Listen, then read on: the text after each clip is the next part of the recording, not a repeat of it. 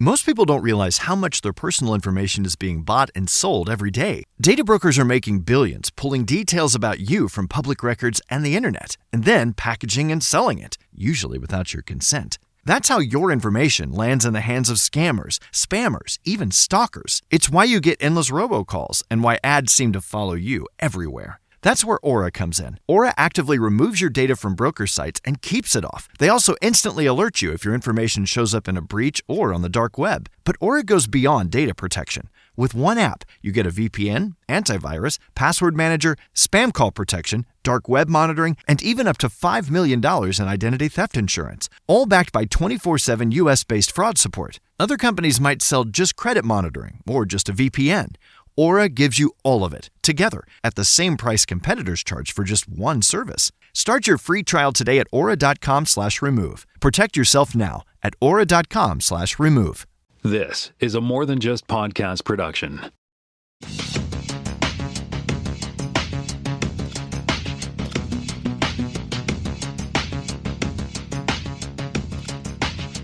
Welcome to Spotcast. My name is Jonathan Kuehlein. I am in Florenceville, Bristol, New Brunswick, Canada, and I am joined once again by Jaime Lopez Jr. in Seattle, Washington. How's it going? I'm good, man. It's good to hear your voice. I missed you. We've been away for a week. We have some major catching up to do. We've got 2 brand new episodes of Star Trek Strange New Worlds. We got 2 episodes of House of the Dragon. We got 2 episodes of Silo. And on top of that, we got a bunch of news out of San Diego Comic-Con to get through. So we have a stacked show for you kids. Buckle up. How was your time off? Did you get up to something fun? It was a work event, so really, fun hackathon, build-a-thon. It's done over a weekend. Bunch of credit union attendees building on our developer platform and other companies' platforms that we work with. So it's ostensibly competitive because there are prizes, but in true sort of credit unions working together fashion, it's pretty common to see people help each other out. So it's a real cool community vibe. So It was a long work week because of that, and I did take a couple days off sort of to recover and everything. But it was a pretty good trip over in Nashville, Tennessee. Nice. And is Nashville as cool as they say? Man, it is definitely a music town. You go up and down their Main Street, Broadway, like every little, obviously the big places have live music, but every little hole in the wall place has live music. And it's amazing. You can see why so much of, the music scene and Grammys and stuff come out of that just tiny little region. Yeah. That's cool. All right. Are you ready for some hardcore Star Trek nerdy action? Let's go for it. All right. Let's jump to our headlines, and we'll start off with a couple of bits of Star Trek news from San Diego Comic-Con, and then we'll kind of dive into a lot of other stuff here. So, we had, all things being equal, it wasn't a huge event for Star Trek. They had an activation event, and it seemed like there was, lots of setups. I saw lots of selfies and cool photos coming out of the event. But as far as news, we only got a couple of things. They introduced that there's going to be a new character added to the cast of Starfleet Academy for next season. So they basically introduced this, what did they say his name was? Oh, see, now I feel like a fool. It's way down here. Keats, yes. Okay. The name of the character is Keats, a young alien the cadets encounter on an away mission possesses a mysterious backstory. I love a mysterious backstory. So they introduced this character played by, I'm going to say Ruardi Aldington. And apparently this is supposed to be one of the new, kind of fun twist characters that they put in there. Not the most knock your socks off announcement as far as reveals, especially when like some of the other, shows were showing trailers and they were introducing, brand new Marvel movies and all kinds of other stuff. It wasn't exactly a knock your socks off announcement. What did you have a chance to look through this story? Yeah, I looked at the filmography. I had no clue who this person is, and that's not necessarily a bad thing. Like, you don't need it's Nicole Kidman's joining the cast. Like, you don't need that sort of thing, and so that didn't bother me. And the So sorry, bother me sounds like a bad thing. So that's totally fine. It's less juicy than, having a celebrity cameo kind of thing.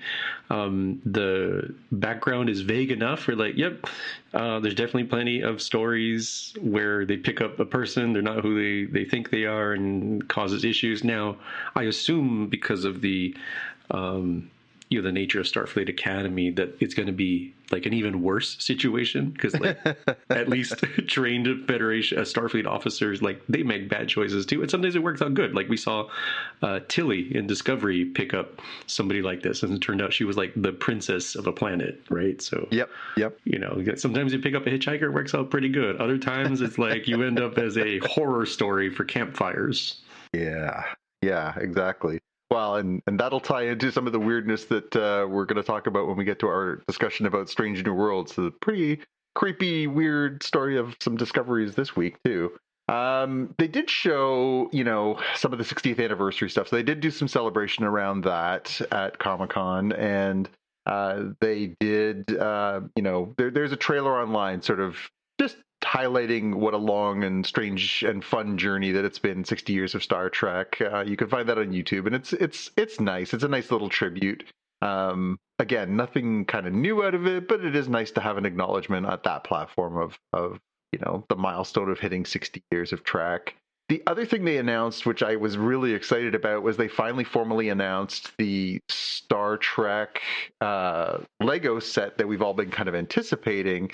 And instead of doing the, Enterprise or a ship like they did with the Next Generation crew, they're actually putting out a set that is the bridge of the original Enterprise with the original bridge crew.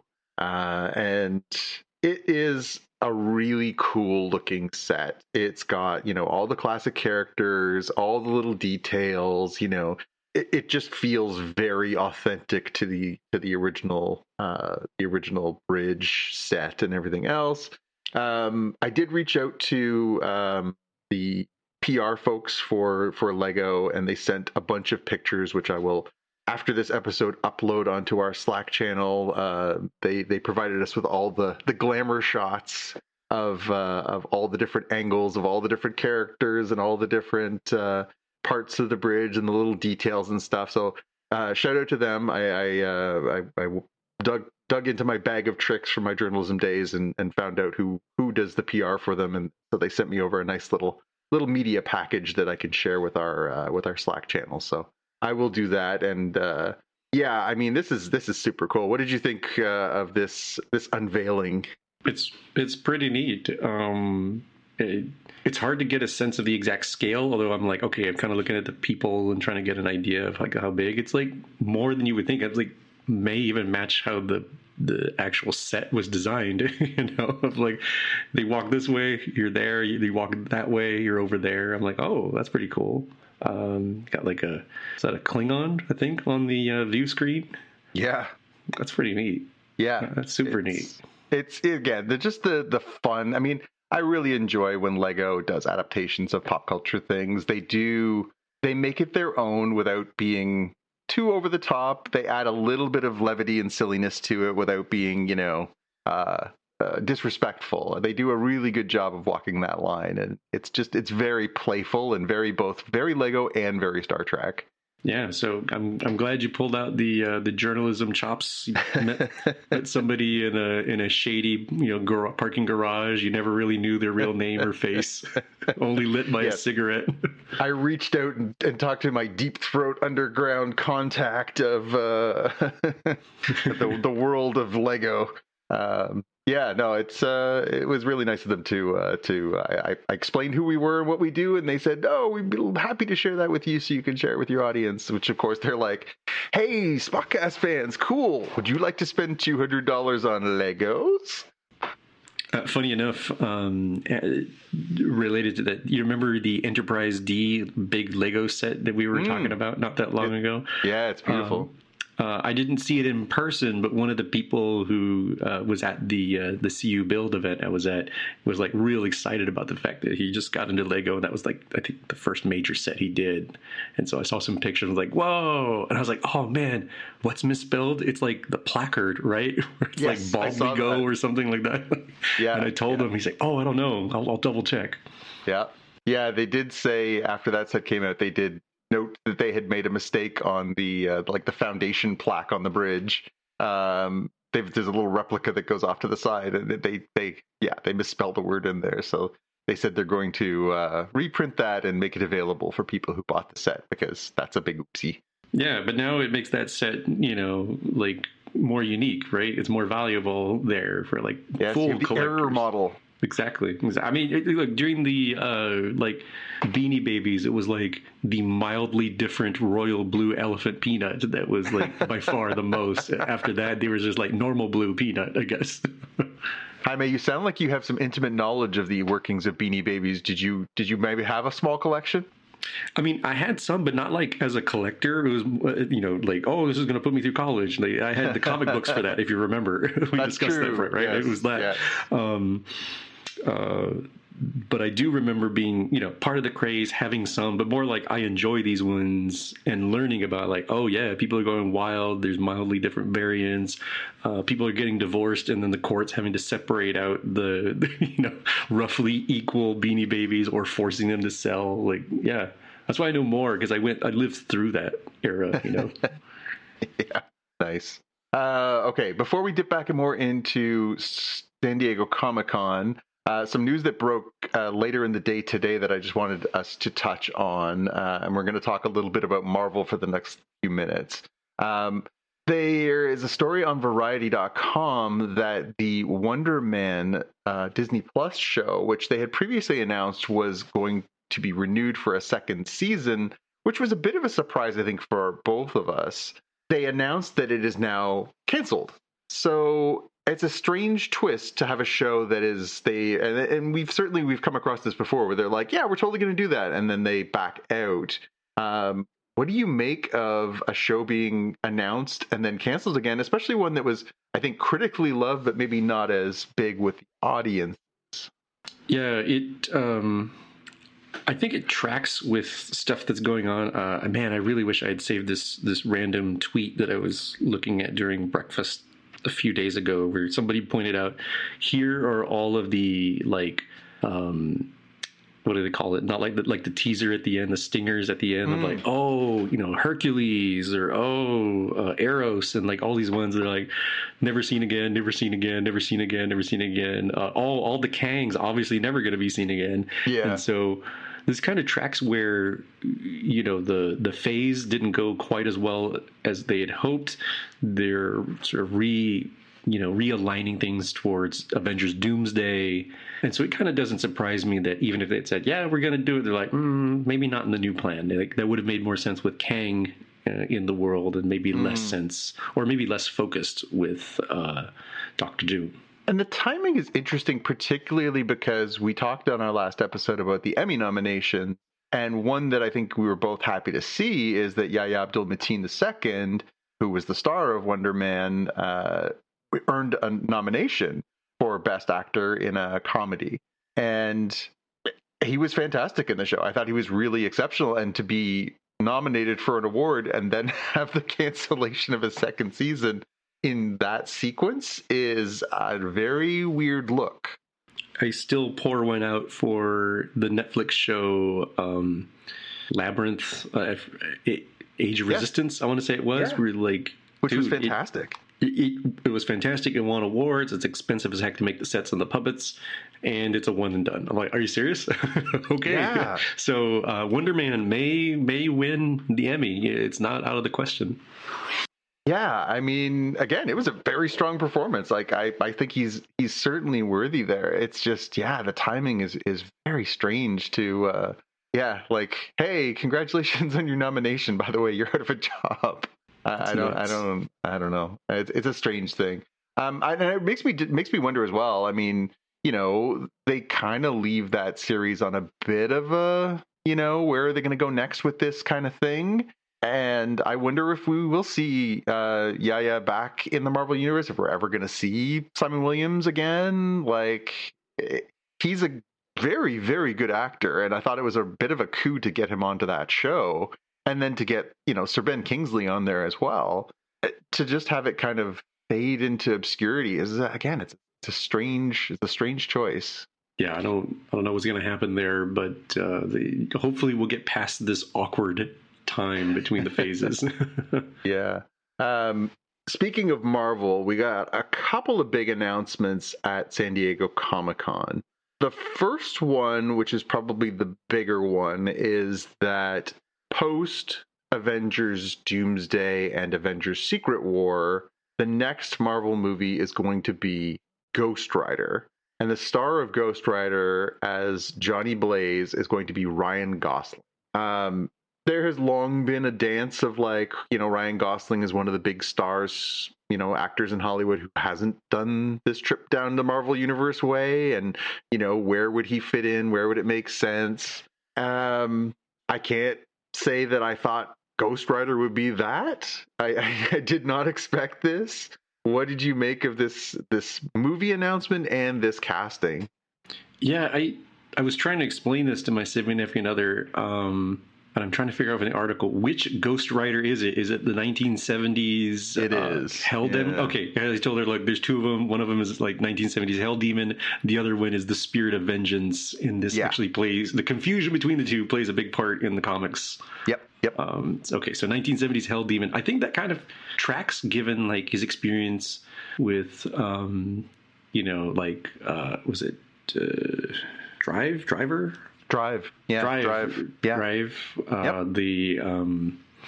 The Fall Guy. There's a whole bunch of these that okay, that plus, some motorcycles already in, just, CGI, a burning skull and some chains, and you're good, right? You're halfway there. Yeah, I will say, and you make a really good point. So there are several different iterations of Ghost Rider starting in the 1970s and carrying through till today. Marvel still publishes new Ghost Rider comics regularly, and there have been different incarnations over the years. If you remember the Nick Cage movies, he played Johnny Blaze. But on Agents of S.H.I.E.L.D., we got the Latino version of the character that instead of being on a motorcycle was in a car. And they kind of took a more modern twist on it. And I don't keep up. It's not a comic that I read regularly. I have read many Ghost Rider comics over the years. It's not a book that I'm particularly enamored of. I don't have a strong affection for the sort of supernatural horror section of Marvel. It's not really my cup of tea. I'm not a huge horror buff. And I think it's a missed opportunity. I got to be honest. I really enjoy Ryan Gosling. I think a great performer. We gushed about how much we liked Project Hail Mary earlier this year. He's certainly starred in lots of movies that I've enjoyed, and I've enjoyed his performances in those movies. And God bless him, he's a Canadian. So, I'm always on his side. But I really feel like this was a great opportunity to put a Latinx character right in the forefront of the Marvel Universe. And it really kind of bummed me out when they announced that it was Gosling and they announced that it was Johnny Blaze. I really think it would have been more interesting if it was a Latin character, and that because think of the success they had in bringing in first Chadwick Boseman as Black Panther, and then bringing in Simu Liu as Shang-Chi. There is a hunger for representation in these projects, and I felt like this was the perfect one to have that representation for what is a humongous audience, especially in America, but all over the world. And it just, as soon as I heard this, I was like, oh, it just isn't sitting right with me. I don't know how you feel about that. Obviously, you are a Latinx person. Did that occur to you as well? It's funny. It didn't, but now that you pointed out, I'm like, oh man, this was extra missed opportunity.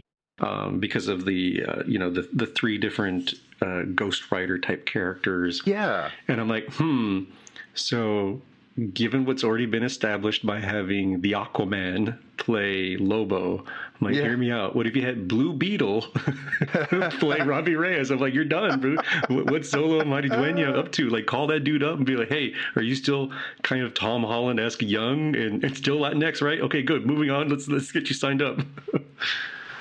Yeah, it like I say, it immediately kind of struck me. And I mean, let's step back for a moment and just say, older comics, God bless them, they have been, the foundation upon this empire being built. But Johnny Blaze is one of the silliest names I think I've ever come across in comic books. He's a motorcycling stuntman who dies and gets taken and becomes the spirit of vengeance. It's like, oy vey. And there was a Ghost Rider character before that. Our audience, I don't know how many of them are hardcore comic fans, but there was a Western character in Western comics called the Ghost Rider, and wore a white mask and a white outfit, and rode around, solving Old West problems, and was also very popular in its era. But obviously, the Westerns kind of subsided, as all things have their time. But I honestly, if you're gonna cast Ryan Gosling, my immediate thought when I heard this was, oh, they want to do the Midnight Suns character group. They've already started that by building Werewolf by Night and Moon Knight, and doing some of these sort of weird corners, that the Man-Thing, weird corners of the darker side of the Marvel Universe. If you put somebody with Gosling's cachet at the front of this as Ghost Rider, then maybe the next movie is, Spirits of Vengeance or Midnight Suns or something like that. And you can build a little kind of horror crime fighting team solving, occult problems in the Marvel Universe for something down the road. And obviously Ryan Gosling has the star power to be the lead in that kind of overarching product too. But like I said, it just isn't sitting right for me, and I haven't come around to it. As you mentioned, Johnny Blaze was sort of the original, fire-headed Ghost Rider character. In the early 90s, they reintroduced Ghost Rider. The Spirit had inhabited a different character. His name was Danny Ketch. And then in 2014, they introduced Robbie Reyes. And that has been, quite a popular turn to have, brought that character around and to add in, a character, obviously different cultural background, and just new stories to explore through that as well. I'm just not sure. I'm sure it's going to be fine, but I got to be honest. Ghost Rider is the first project I've seen in a while, probably since the Eternals, where I question whether it's got the resonance, and the only thing that I think it's going to draw people is the Ryan Gosling name. Maybe if they had just introduced this and been like, hey, we're doing this, and here's some actor you don't know as well, and whatever. But I mean, there's so many great Latin actors that could have filled this role, and and have huge star power, and would have drawn a completely, as maybe not a Ryan Gosling audience, but a completely different audience as well, and also had crossover appeal. I just feel like this is a miss. Yeah, I guess we'll see what they do with it, right? No other way to think about it now, I think. Yeah. Well, the flip of that is they also announced Black Panther 3, which wasn't necessarily a guarantee for a few different reasons. One, the franchise is in a very complicated place given the untimely death of Chadwick Boseman.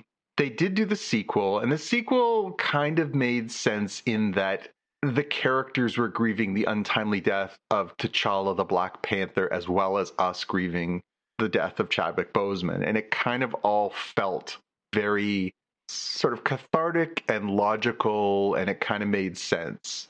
But it did kind of derail a little bit, where I think that story was, obviously it wasn't going in that direction. It wasn't like that, and we were going to kill him off anyways. Like, that was not in the plans. Right. Here, so that movie, spoilers if you haven't seen the second Black Panther movie, but if in that movie we get his sister becoming the new Black Panther, Shuri, and it's revealed, again, spoilers, at the end of that movie that T'Challa has a son named Toussaint. And this announcement came that not only is Ryan Coogler coming back to do the third movie, which I think was the absolute slam dunk of slam dunks. If you can get a guy who just got, arguably the second best movie of last year, or some people's opinions, the best movie of last year, Sinners, to come back and do another Marvel movie, you say yes. And when they announced this, they also announced that they have cast a new Black Panther. And so David Johnson, who has been in a few movies over the past few years, he was in Alien Romulus, and he was good in that. He was in The Long Walk, the adaptation of the Stephen King novel, and he was on Industry for the first couple seasons on HBO. So he's got a pretty impressive resume so far. But they've announced that he's going to play the new Black Panther, but they didn't explain kind of how. For those wondering, we are introduced to Toussaint in end of Black Panther 2. How old do you think he is in that movie, Jaime? Like 5, 6? Young. I don't even remember who you're talking about. So probably very young then, because I was like, oh, look, there's a kid. Okay. It's a kid. Yeah, it's literally a kid. David Johnson is 32. So something is going to change between now and then to explain how all of a sudden this child is now a 32-year-old man. I mean, okay, so this article is not helping because I've not seen the Long Walk. In this article would make you think that Ryan Coogler announced himself as Black Panther because his picture's in here multiple times. And I'm looking at David Johnson. I'm like, okay. He's got a younger look, like a Tom Holland, Michael J. Fox kind of young look. I'm like, you put the right makeup and everything, you put the right lighting. I think he could squeeze it down so he doesn't feel 30 in there. I think that's what they're going to go for. He's not, I'm going to say 8. Which is about how old that kid should be by the time that movie comes out. Yeah. It's like, fell through a time portal in Asgard, They're going to do some timey-wimey stuff somewhere in this, right? Right. So, yeah, it's a strange thing to announce, that they're doing this, but it does leave huge question marks about, like, well, how do you get from where we left off to this, right? Like, this is very different. But I'm excited. I think Johnson's a great actor. I've enjoyed his work, what I've seen. I've only seen 2 things that he's been in. I haven't watched Industry yet, although I've heard it's very good. And I did sort of look up his sort of some discussion about how he was in that show, and everybody said he was one of the best things the first couple seasons. So that's good to know. Obviously, Ryan Coogler is one of the best directors working right now. So excited to have him working on this, and he clearly has a vision of sort of telling this story and re-exploring more of Wakanda and Black Panther's story.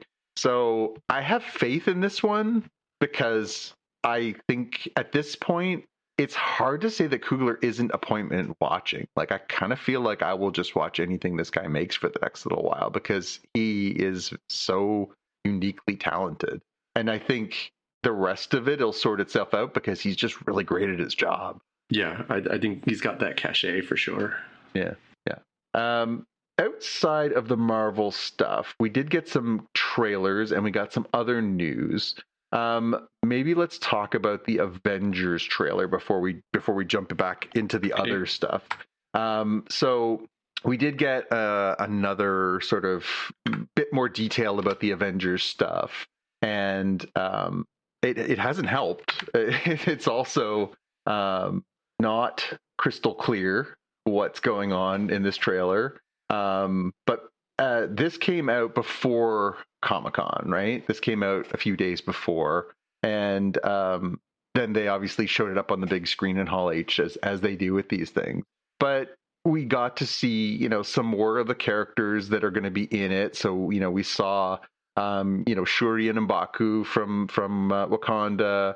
We got to see Namor from the last Black Panther movie, and the big sort of holy moly of this is something that was like pretty out there. It's that Chris Evans is coming back as theoretically Steve Rogers.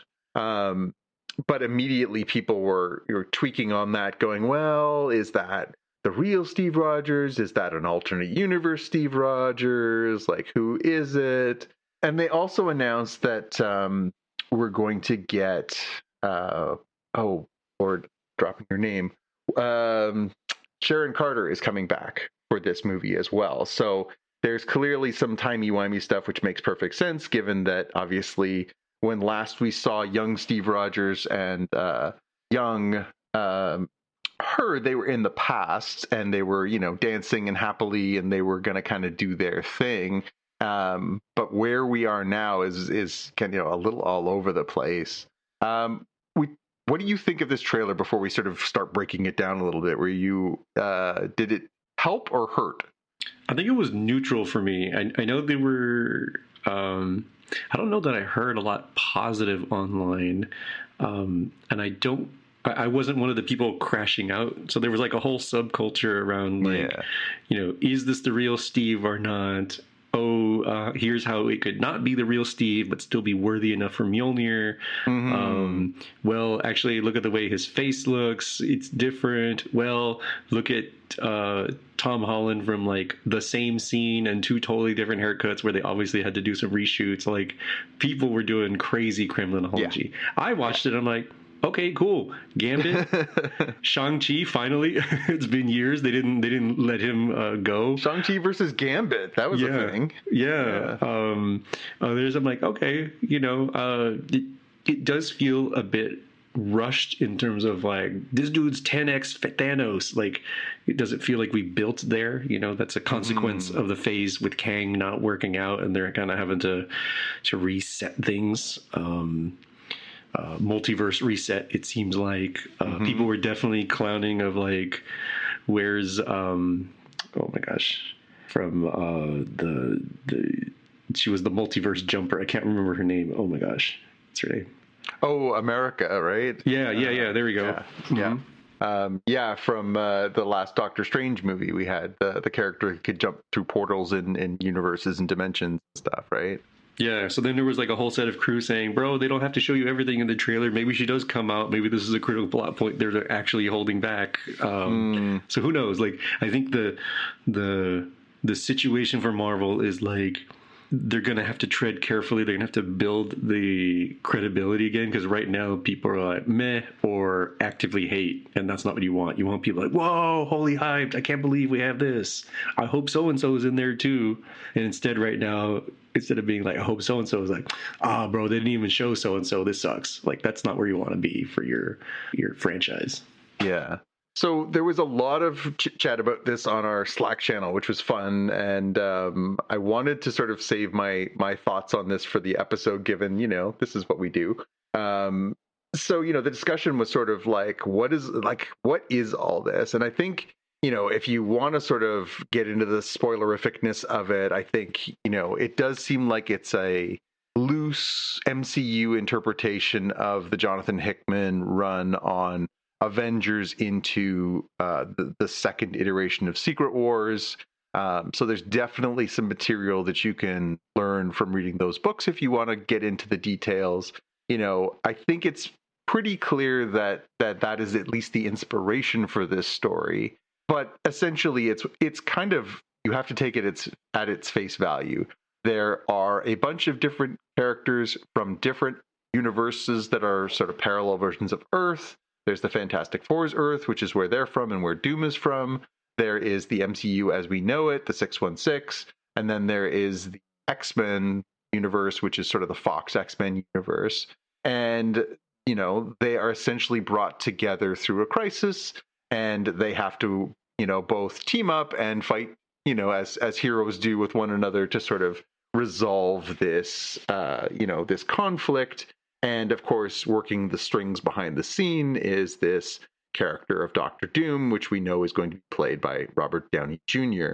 I'm not going to get too far into the spoilers because I have read the stories these are based on, but it definitely feels like that is where it's coming from. And, it is kind of time to wrap up this whole multiverse stuff that they've been on. It obviously didn't hit as well as they were hoping it would following the sort of titanic success that they had of the Thanos Infinity Stone saga. Having this opportunity to bring all these assets together, to bring all these characters together, and then to sort of go alakazam, here's what's coming next, which theoretically, logically leads to, hey, why is Black Panther's kid suddenly 32? And, how do the X-Men fit into the future of the MCU? And, where do we kind of go from here? Those are the logical places that you can draw from, even just watching this trailer. It's time after this many years for us to have a bit of a harder reset to the MCU. Some of these characters are going to endure and be on, carrying forward. They're going to introduce some new characters, and they're going to try and tidy things up a little bit. For comic fans, this happens all the time. Every 10 to 15 years since the mid-1980s, when Crisis on Infinite Earths was done by DC, that was the first opportunity to be like, people can't read our comics because there's too many characters that are the same but in different universes, and there's too much complicated stuff, and nobody understands what's going on anymore, and therefore nothing means anything. They created Crisis as an opportunity to basically fold things together and create a much more cohesive storyline. The issue with that is that those things only last for a certain amount of time before you eventually get into contradictions, and somebody wants to do something different with a character, and you have to do it again. So in DC, you've had events like 0 Hour and other things that have done these same kinds of reboots. In the Marvel universe, you've had things like Onslaught, and you've had things like obviously Secret Wars that have been these moments of revamping and readjusting, doing dramatic change, and an opportunity to do things. Again, DC New 52 is another example of that, where they kind of wanted to do something different, but then they saw how that floated, and then they course corrected things, and then they did the DCU Rebirth stuff, and it just is consistent in comics.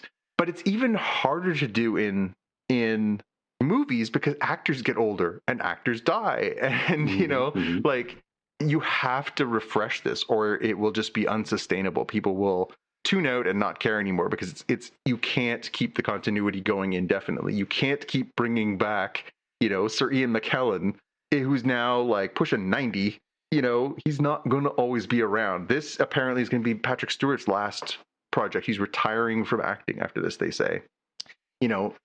This is it for some of this stuff. You either go out with a bang, or you have to recast and you have to start over. So this makes perfect sense from a comic reader's point of view. It's time to do this for the MCU, and this is their opportunity to bring all these characters together, make it a big spectacle, and hopefully clean things up so that it makes a little more sense going forward. And as we get into the late 2020s and into the 2030s, we'll have a new cast of characters and new stories to tell. We've got the X-Men stories to tell. We've got all kinds of Ghost Rider and other things to get into. And, it's kind of time to move on, I think. What do you make of that?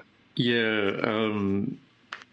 I guess maybe they're just running out the clock and waiting for Fassbender and McAvoy to get old enough to be okay, now they're just as old as Patrick Stewart and Sir Ian McKellen when they started back in 2000 with Don't the X-Men. say that. Oh, I mean, doesn't that seem logical? It's who's the heir apparent? I mean, the guys who played the younger version, just let them age up. Yeah, I mean, I suppose it's quite possible that we'll see, X-Men Doomsday in 2046 starring a 60-year-old Michael Fassbender and James McAvoy. It's just it's really interesting. And again, comics, they thrive on characters essentially staying in the same age range and stuff like that.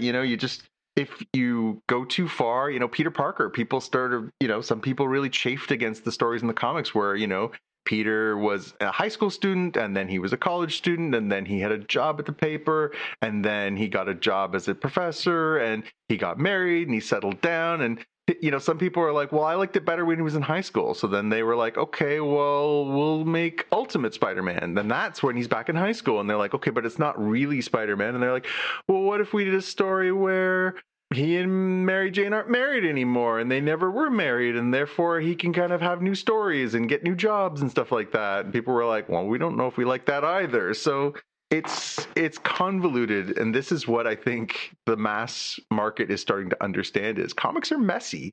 these storylines are eventually unsustainable. They collapse under the own weight of their canon, and it's so hard to tell those stories. And it's even harder when you're using real live people because, again, people get older, people die, people don't want to work on this stuff anymore. You know, it's an unsustainable model, and it'll be really interesting to see if this can breathe life back into the MCU or if this is, you know, a step backwards. Right. All right, let's jump into some trailers. We've got 3 trailers at a Comic-Con, and I was excited about all 3 of them. First up, we've got Blade Runner 2099. So we knew this project was coming to Amazon, and this was our first look. We've got Michelle Yeoh and Hunter Schafer starring in this, obviously set 50 years after the events of Denis Villeneuve's Blade Runner 2049, which was a moderate success at the box office, but I mean, I think it was an extraordinary film. I thought it was beautiful and very, very respectful of the original movie. I thought this was a fun trailer. I enjoyed it. It didn't tell a lot. It was very teasery, but I liked this look at it. I'm a little bit confused as to why we've jumped ahead 50 years, why we felt the need to do that. But what did you think of this trailer? I thought exactly like you said, it teased enough for me to get a like, oh, it looks interesting. I took the 50 years as like, this is the next trope of like, you can use the same universe, but you don't feel like, oh, we got to bring Patrick Stewart back again, you know? Sure, yeah. Like you can just sort of move on from things. And I also think, I guess the last 2 things. One, this is 100% going to get compared to Section 31, given the sort of vibe that they have with Michelle Yeoh. And 2, I can't believe they have Michelle Yeoh money for this miniseries here, or regular series. Like that is Academy Award winning Michelle Yeoh, whose price has gone way up from where they were like, oh yeah, maybe we'll do a TV show with Michelle Yeoh doing Emperor Jojo. I'm like, nope, can't do that anymore. We can make a movie. That's a made for streaming movie, and Amazon's like, bro, we got money, we can do this. Now wait a minute.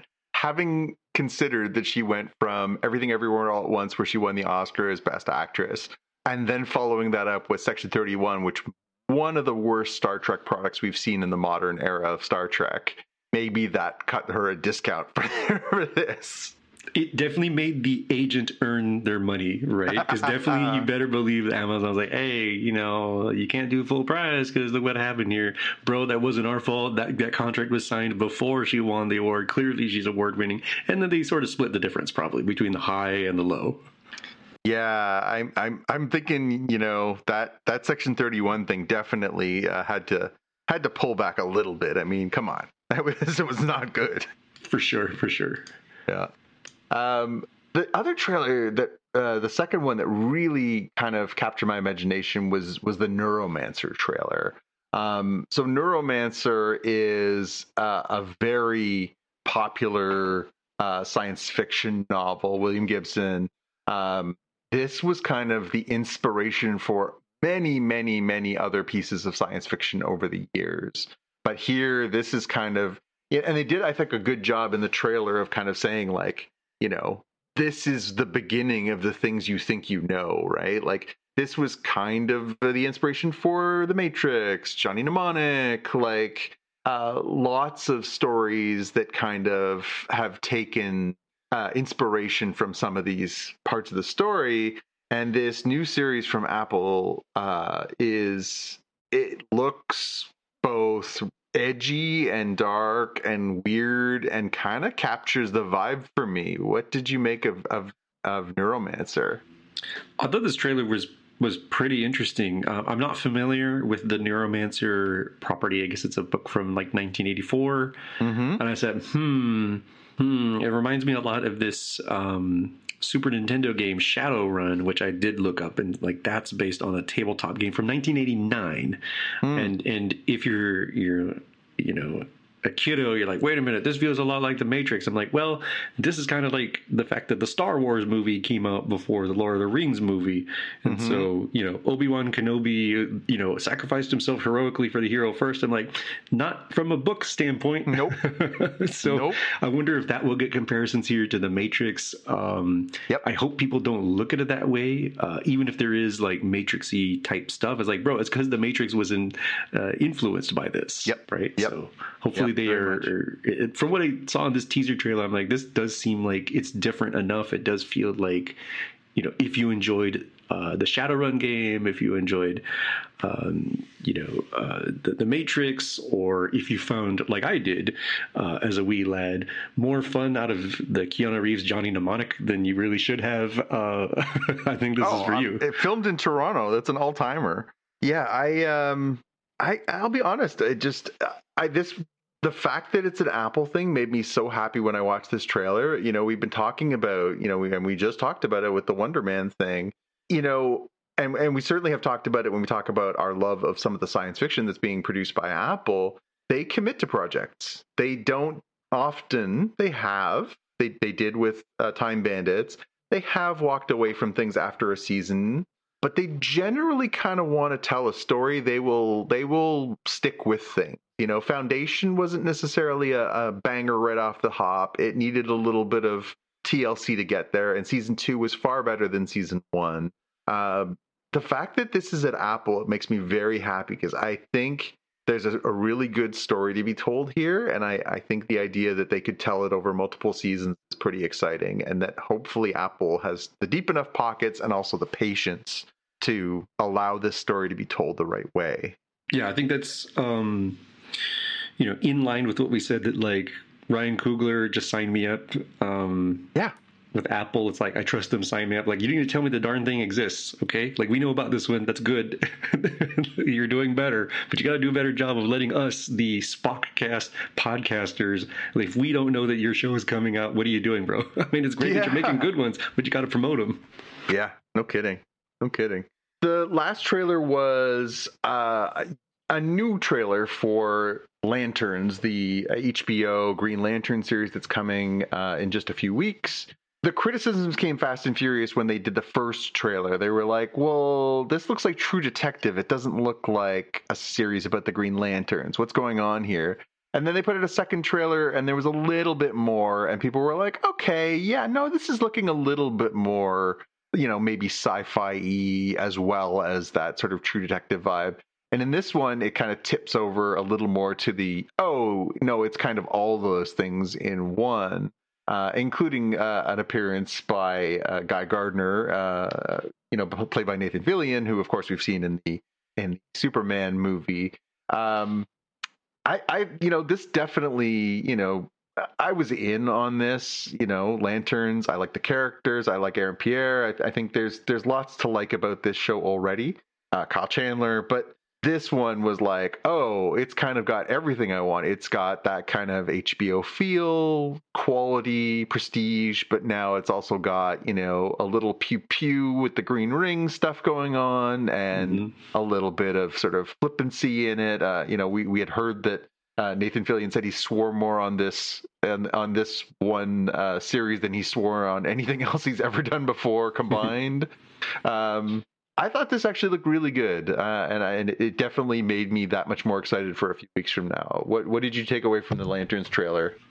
I was happy with it, but I was already happy with the True Detective with a little bit of sprinkling of Green Lantern, having it be more. I'm like, yeah, it works. At least from what I see, the Sinestro scene is something I'm looking forward to, because that is a bonkers character to try to do in live action. That is a challenging thing to bring from the comic book page, and it looks like it's going to work.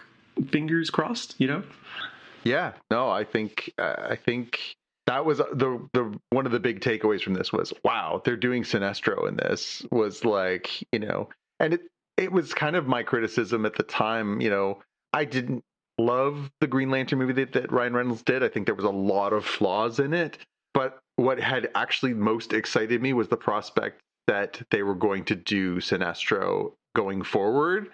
he is the sort of, anti-Green Lantern. He is the anti-Hal Jordan. He is the person whose fear corrupted him and turned him away from being the heroic character and into the malevolent character, but also very nuanced and very, very, very interesting if done right.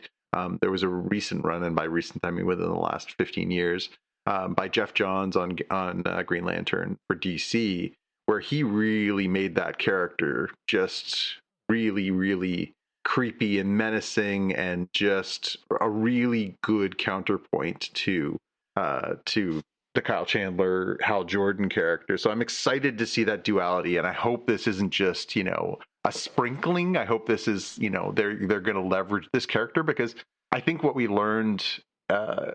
learned repeatedly, the lesson you can take away from every movie, and it's the one that I think doomed the most recent DC entry, which was the Supergirl movie. The number one criticism I have read and heard from people who have seen it, I haven't had a chance to see it yet, it was only in town here for like a week, was that the villain sucked. And characters, heroes in these kinds of products are only as good as their villains. If the villains are bangers, the show's generally great, or the movie's generally great. If the villains stink, it doesn't matter how good the hero is, because they're like, well, of course you beat that guy. That guy sucks. I think Sinestro setting up as the bad guy is a real smart plan. I just hope that it's used the right way in this series. Yeah, that'll be interesting. They do show the man, or they mention the Manhunters, and then they show a Martian, I think. Yeah. So that's kind of fascinating to bring that in already. Yep. Yeah, and we talked about the idea of James Gunn kind of controlling the overarching storyline of all these series, and this is somebody who I think just cares a lot about all of these characters and kind of wants to develop them in a really good and impactful way. I think I trust that if he's dropping sprinkles of things here and there and showing us these things, that there's a good reason for it, and that we're going to get some really good payoff. So I'm excited about that. Okay, let's move on to a couple of things, and more things from San Diego Comic-Con. Indiana Jones is coming back. Not how you'd expect, and not Harrison Ford. Probably, thank goodness. They announced there is a new Indiana Jones comic book coming from Marvel Comics. This is particularly interesting in a couple of ways. There have not been any Indiana Jones comics for quite a number of years now. After the success of Raiders of the Lost Ark, there was a Marvel Comics series back in the 80s called The Further Adventures of Indiana Jones that kind of allowed comic creators to kind of tell their own, Indiana Jones adventure stories across individual issues and multiple arcs. That was really cool. And then, after the end of Indiana Jones and The Last Crusade, there, wasn't plans to do any more Indiana Jones movies, and it kind of died down. But the torch was kind of kept alight by Dark Horse Comics, who told a bunch of pretty good Indiana Jones miniseries over the years and kind of kept hope alive. And we talked maybe a few months ago about the fact that Marvel is finally going to be collecting the Indiana Jones comic series coming out this fall, so you can actually finally collect an edition of that, because it's been out of print for ages. But it's been a number of years since anybody's done an Indiana Jones comic, because the rights for those comic books and the character reverted back to Marvel when they acquired all the assets. But when they acquired the assets to those characters when Disney bought Lucasfilm. So yeah, very cool news that they're going to have this new series. And the one thing I was curious about, and it wasn't, I think, addressed, I didn't see it anywhere, and I don't know if you've heard anything as well. So they're doing this series called Indiana Jones and the Sword of Pandemonium, which is a pretty cool name. It's a 5-issue miniseries. Jason Aaron is going to write it, and Jason Aaron is an absolutely all-star comic book writer. He's a really terrific writer. He's written The Avengers, he's written Punisher, he's written any number of characters over the last 20 years of comics, and is really, really good at his job. He creates really, really cool stories. So I'm excited about that. But what they don't say in here is, are they doing what Marvel did with Star Wars? And that is, anything here on out is canon. They don't say anywhere in here whether or not this is a canon story or this is just, hey, what if we told a story about this and it doesn't really matter because it doesn't actually impact anything. So I would love to find that out, and maybe I'll try and go down that rabbit hole. And since I've recently put my journalism hat back on, maybe I can find somebody to answer the question. But that was the first thing that occurred to me was, are we going to get these stories that are kind of, this could have happened or it might not have happened, or we'll just say it was a legend story and not a real story? Are they telling stories that matter, or are they telling stories that are like, well, this could happen? I think the decision to move Star Wars comics into canon, starting with the reboot at Marvel over a decade ago, I think has made me care a lot more about what I'm reading. And I read a lot of the Star Wars comic books and I enjoy them immensely. But I think part of my enjoyment is knowing that these stories are as canonized as the movies, the TV shows, the novels, anything that has been produced, even the video games. We talked about Jedi Survivor and stuff like that that are considered in canon. I think it matters to me. Do you care that there's whether these stories are part of the actual legacy or if they could be just something that someone's making up and they could overwrite at some point? I think it varies. I think for Indiana Jones in Star Wars, I generally tend to prefer for it to be canon. Putting aside like Star Wars Visions, as a series that is oh, clearly none of that is canon into the main Star Wars, and I enjoy it as a different kind of thing, and similar for like the What Ifs. However, when it comes to more mythological characters, and I would put the like Batman, Superman, Wonder Woman types as like those are kind of like modern mythology, modern gods. Like I'm less concerned about those. And I'm okay with like, oh, here's a comic of like, what if Batman was with Indiana Jones? Okay, cool. Like clearly that's not part of the main continuity of Indiana Jones, but Indiana Jones and the Sword of Pandemonium, I kind of feel like it should be part of the canon until proven otherwise. Yeah. No, it's a fair point. And honestly, even if they said like, put on it, hey, this is not a canon story. This is like Legends of Indiana Jones or whatever. Like, great. At least I'm clear.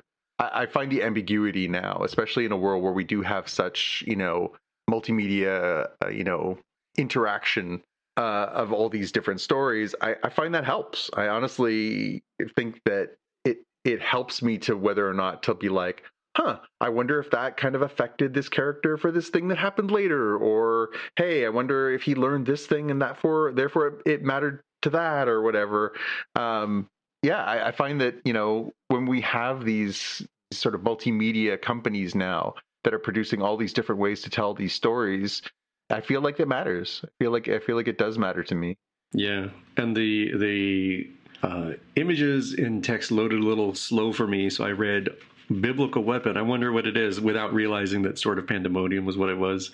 And maybe this is an idea for like a sequel series. I thought for sure, it's going to be the spear of Longinus, the holy lance that pierced the side of Jesus when he was on the cross. I'm like,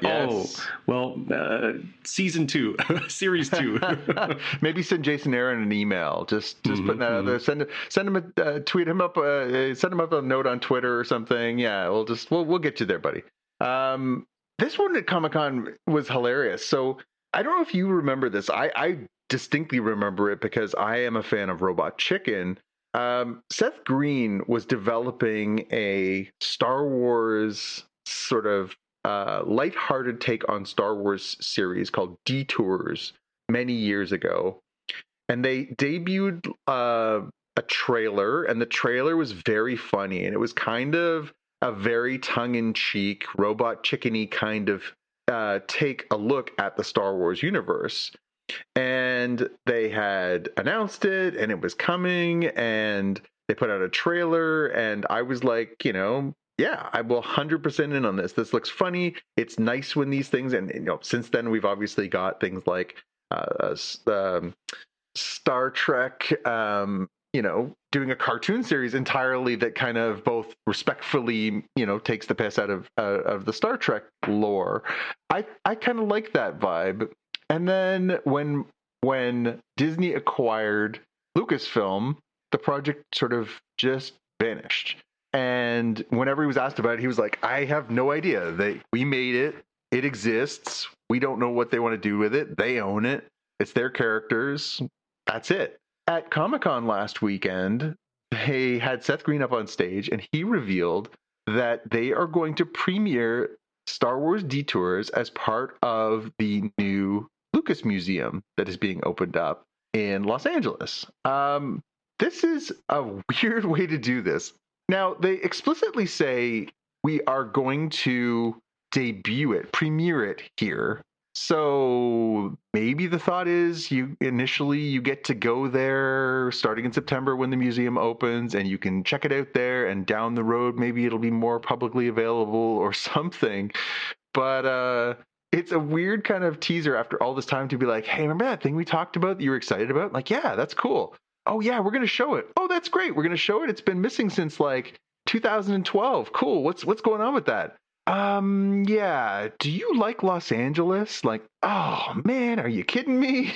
Like, it was like the setup and the spike. I felt like I got like really excited and then really like, oh man, I'm not going to Los Angeles to see,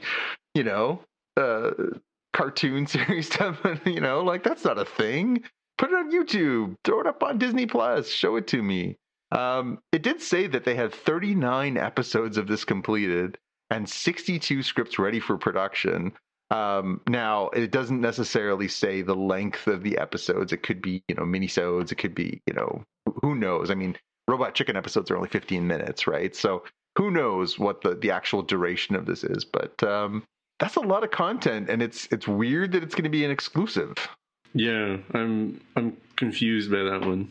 Yeah, I hope that at some point there's a wider distribution. It seems like a no-brainer when you have this product that's created and you have this sort of, mysterious sort of thing that was done. People are kind of curious about after all these years. I mean, that's 14 years ago that it was kind of stuck on the shelf. I'm really curious to whether we will finally see it pop up on a Disney Plus or as a special edition release somewhere or something. Okay, we have to talk about the Paramount Warner Brothers merger. And I'll be honest with you, our devoted listeners, I have reposted onto our chat, which Jaime and I and Tim when he's around have a note that we share back and forth. We contribute stories to this, and then we sort of restructure it. That's how we build our episodes. I have gone in like 6 times in the last week and a half and updated this Paramount Warner Brothers merger story because it is constantly changing. So the latest story is that after all these threats, we talked in our last episode about all these lawsuits that were coming down, all these people who were upset about this potential merger of these two historic and massive movie and television production studios and distribution channels. They were sued by a number of organizations, including 12 different states, attorneys general, who wanted to block this, saying that it was anti-competitive and it would create a huge imbalance in theater distribution and in choices for consumers and all kinds of stuff. And it threatened to put a real delay on the closing of this very massive deal. And, Paramount was like, well, come hell or high water, we're going to get this done this fall because we have penalties to pay and everything else. Well, that all changed this week when they announced that they are going to put this merger on hold indefinitely, but likely until next year. They said they won't close the merger until either June 1st, 2027, or whenever a court ruling is made on the merits of the lawsuit. So this deal that would have seen these two come together and could have been potentially started to take shape this fall. There was talk that they were going to fold HBO Max into Paramount. They were going to start making all these changes. That is all put on hold for now.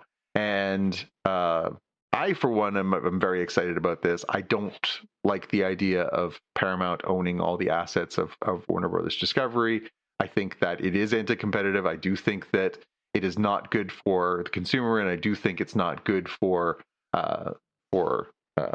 certainly the employees who are all threatening to, it's going to eradicate a lot of jobs in this industry. You've obviously been following this as well. We talk about this one pretty regularly. what do you make of this latest development? And are you happy, sad, concerned, thoughtful?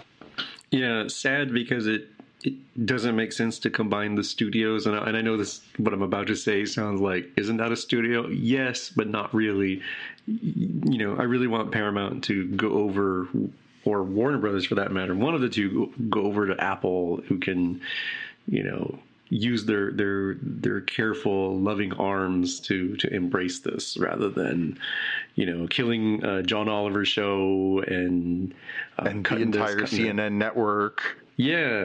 Like, there's just nothing good that can come of that, versus saying, these folks know what they're doing. Why don't we let them take a crack instead? Like, that's the outcome I'd like, but it's not the one we're going to get unless this, this court drama here plays out and they say, hey, you know what? Nope, not allowed.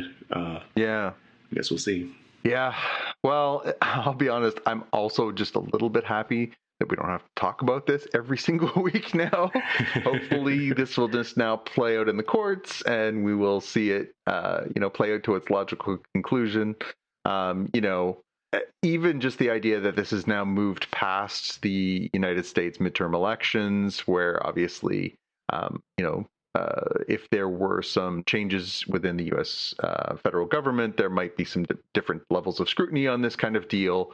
I think that it will be interesting to see how all these things play out over the next few months, or theoretically for the next year, as this they try and create this merger that is seemingly quite unpopular.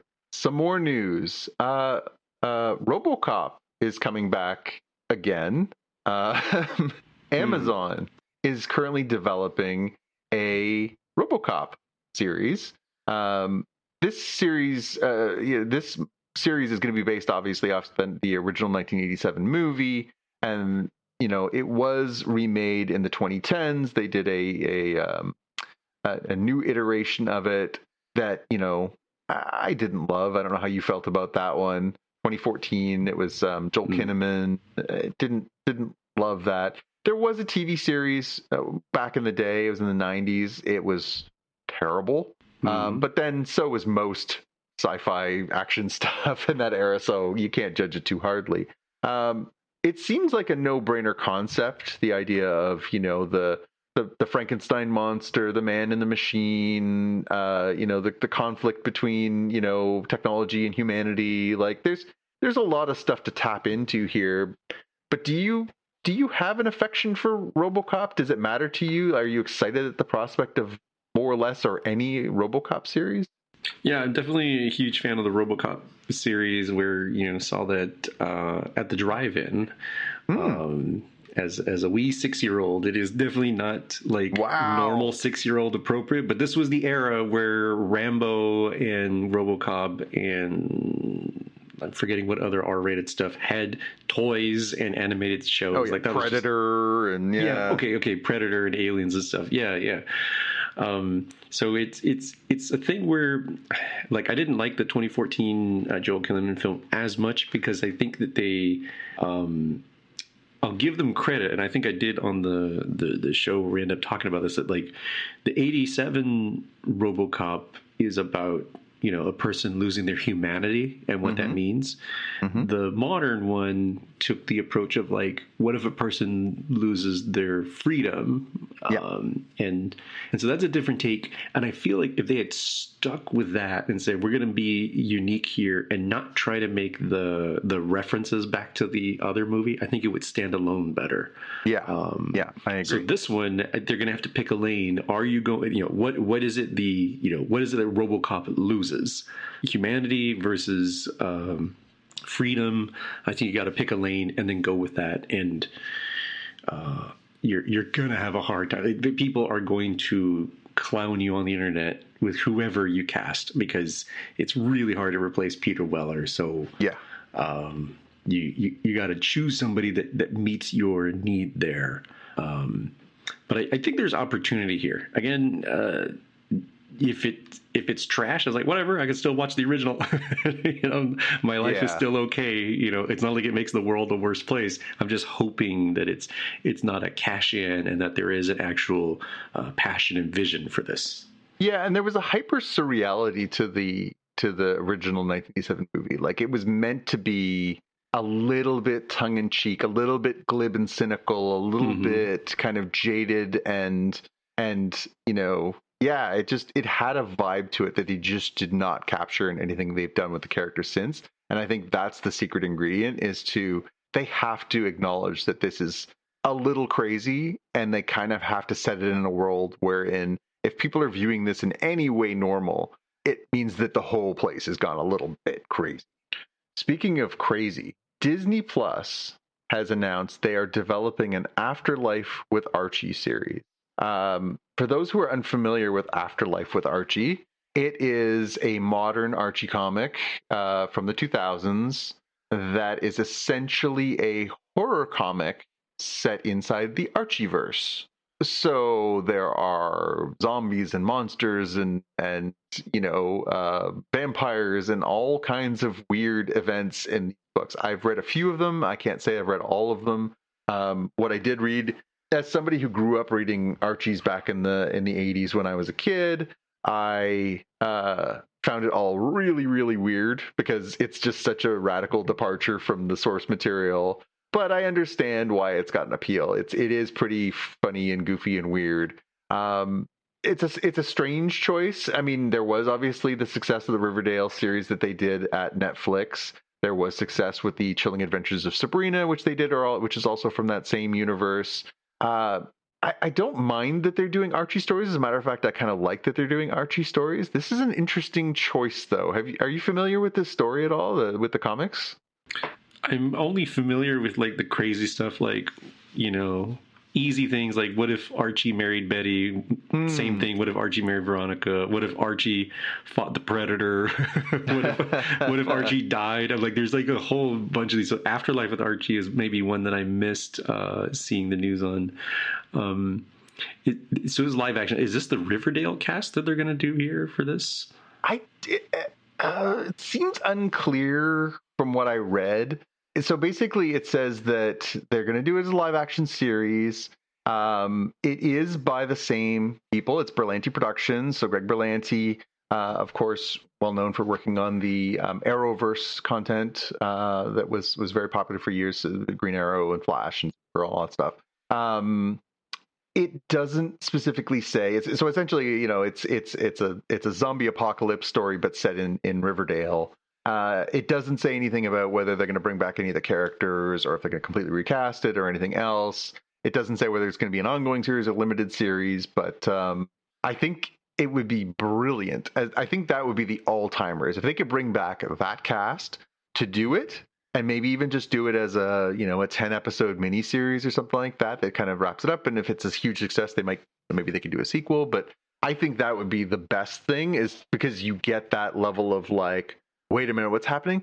That being said, Afterlife with Archie is essentially, Marvel Zombies. Like, it's, it's what if you take a familiar setting and you change everybody to being The Walking Dead? Am I all right? So I think what makes it really sing is to add the quirky, weird kitschiness of the Riverdale series, those characters, those actors. I think that would make it exceptional. But I'm curious to see what they end up doing with it. Yeah, I think whatever they produce, I think timing matters. And this point will come up when we talk about the Strange New Worlds episode. This Afterlife with Archie, it really should be released in the fall. I'm talking like, October if you can, late September if you must. It needs to feel appropriate for the spooky Halloween kind of season. And I think that will make it play better. I think people will be more in the mood for it. If they like, oh, Archie, what? Zombies? Well, I guess it is October. It must be a Halloween thing, right? Like you get the suspension of disbelief much more easily seasonally. It's amazing the stuff you can talk yourself into watching when it's September and October. Yeah, I've made some definitely questionable choices just because I'm like, well, I may as well watch something spooky because it's getting dark out. Okay, this one is a weird one. Atari and Universal have made a deal to be able to give a bunch of very famous video game licenses to Universal to make movies. So Asteroids Adventure, Berserk, Breakout, Centipede, Crystal Castles, Millipede, Missile Command, Pong, and Yar's Revenge. I'm not going to dwell on this for a long time, but I want to ask you two questions. One, how many of these have you heard of? Two, do you care in any way about them? Okay, let's see. Asteroids, yes. Breakout, Centipede, Millipede, Missile Command, Pong. Okay, so what is that, like half of them that I know? And then it's like, okay, all right, Jaime, after Mattel was so successful with Barbie, and they're making, all sorts of stuff, the Uno cinematic universe. It's like, what we got is Atari. What are you going to do here? I'm like, all right, Asteroids, easy peasy, bro. It's going to be a sci-fi action, right? You can choose that. Adventure, I'm going to assume, is closer to Indiana Jones. Breakout, that's a real tough one. I'm not sure. Centipede and Millipede, that's kaiju monster movie. I got you. But it wasn't Pixels, right? Like Adam Sandler did a lot of this stuff in Pixels too, right? That's true. Missile Command, you can make the House of Dynamite kind of equivalent of that. Pong, I'm a little unclear how you don't just have that be like tennis or something. These other ones I'm not familiar with, but I was like, bro, what's Yar's Revenge? Let me look it up. And I said, oh, goodness. This, if you put this on your TV now, it would look like something has glitched in the middle. Like it's a weird design. I'm like, what's even going on here? So this is, I mean, when you're the studio, you gotta play the cards you're dealt. You gotta dance with the one that brung you. Kudos to these folks if they can turn any of these into a movie worthwhile, because it's non-obvious. No. This is like direct to VHS, direct to DVD, Transmorphers. I sure hope they ran out of Transformers the week that people went to Blockbuster so they can rent our movie kind of stuff. Yeah. No, I think you might have nailed it there, buddy. I don't see it, and I'm familiar with all this stuff, and now I'm going to caveat all this by saying, when we talked about it, when it was first announced, they announced they were doing a Lego movie. And I said on this podcast, well, that's a stupid idea. And that was a terrific movie. So you never know. It really does come down to what kind of creative energy can you put into it? Because I have been wrong before. I will be wrong again. So you never know. But damn, none of this sounds good. Okay. New Scott Pilgrim. I am a massive Scott Pilgrim fan. I was a fan of the books. I've had the opportunity to meet Brian a few times. Brian Lee O'Malley, who wrote the books. And the film adaptation is one of my favorites. I'm one of the 5 people, along with Tim, who saw it in the theater when it first came out. And I loved the Netflix series that they spun out of it. And I am a huge buff. They have announced that they are doing a new one-off comic. That is, Brian is going to do that, called Scott Pilgrim EX, Dawn of Metal Scott, which is a pretty badass name. And if you're familiar with the comic books and, of course, the movie, you know that video games are a huge part of the Scott Pilgrim legacy. And as part of that, they're also announcing a new video game that's going to come out of that, a new beat-em-up video game. So, a little more Scott Pilgrim is a good thing. I think if Scott wants to dip back into Scott Pilgrim from time to time and tell these stories, I am super excited. So I'm in. How do you feel about more Scott Pilgrim? Yeah, it's definitely an interesting thing. I'm kind of fascinated by the metal sonic, mechasonic approach to Scott Pilgrim here. That definitely feels in vibe with the sort of cultural multimedia approach that you go with this. So, I'm down for this. Yeah, and not a long wait. Everything's coming out on November 11th this year, so only a few more months to wait. A couple more things to get through, and we'll jump into our main part of our show. 2 really interesting landmarks that happened recently. There was 2 auctions for very important pieces of nerdy ephemera that were record breakers, and we wanted to make sure we highlighted them here. The first one is a Star Wars movie prop. Has broken the record for the most expensive Star Wars movie prop ever sold. For a mere $3.75 million US, someone has purchased the prop, which is Luke Skywalker's hand and lightsaber that were used as the props that went flying out of Mark Hamill's sleeve in the scene during Empire Strikes Back when his hand is removed from his wrist.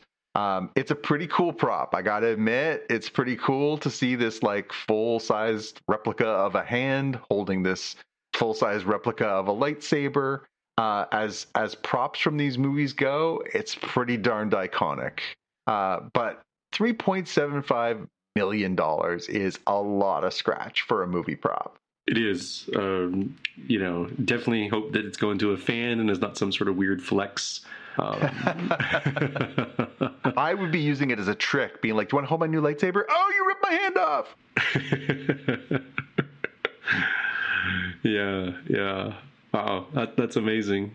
The other one that was up at auction was an original 1963 splash page from Tales of Suspense number 39. Now, nerdy comic folks like me will know immediately that Tales of Suspense 39 is the first appearance of the Invincible Iron Man. And the page in question is the first page of that book, the first image we have of Iron Man. On big letters on the top of the page, it says, "Iron Man is born." And it has, basically the very first words we read: Watch his awesome approach. Listen to his ponderous footsteps as he lumbers closer, for today you are destined to encounter the Invincible Iron Man. Plot by Stan Lee, script by Larry Lieber, and art by Don Heck, and lettering by Art Simek. This is, one of the most iconic pages ever to come to auction. To be able to see this page, that is literally the debut of one of the most iconic comic book characters around. Really, really amazing piece. It went up for auction at Heritage Auctions, and it sold for $3.875 million, more than Luke Skywalker's hand. Wow. This is the all-time record breaker. This broke the record that was set in 2022 when the first appearance of the black costume Spider-Man from Marvel Secret Wars number 8 went up for auction and sold for $3.36 million. The prices that some of these milestone pages are going for in comics now is unbelievable. Just before that, there was the first appearance of Wolverine in comics, sold for, I think, around $3 million. People are treating these pieces of original art very much as what they are, which is incredibly unique, one-of-a-kind items and pieces of history. Some of these, very much belong in museums. It is a bit of a shame that most of them are in private collections, but holy moly, that's a lot of money. Yeah. It doesn't say on here who bought it. Did you maybe Christmas is coming? Were you thinking ahead, or did you have anything? Stocking stuffer kind of material? Yeah, just fold it up and put it in the stocking. It's fine. Well, if anybody wants to get me something, I'm just saying. And last but not least, I just wanted to acknowledge this. We did have one person that we wanted to eulogize this week. Mitch Bird. I wanted to give him a shout out. Mitch Bird was a longtime comics illustrator. Drew a bunch of stuff over his career, a lot of stuff at Malibu and DC, and probably best known as the artist on Guy Gardner's sort of first real long ongoing miniseries during the 90s. I have had a piece of Mitch's art on my wall for about 20 years. I'm lucky enough to own one of the splash pages that he drew. And I was a fan, and it was very sad to hear of his untimely passing recently. And I just wanted to make sure that I got a chance to say thank you for all the wonderful work over the years to Mitch, and will be remembered. Yeah, I definitely have seen these Guy Gardner Warrior comics.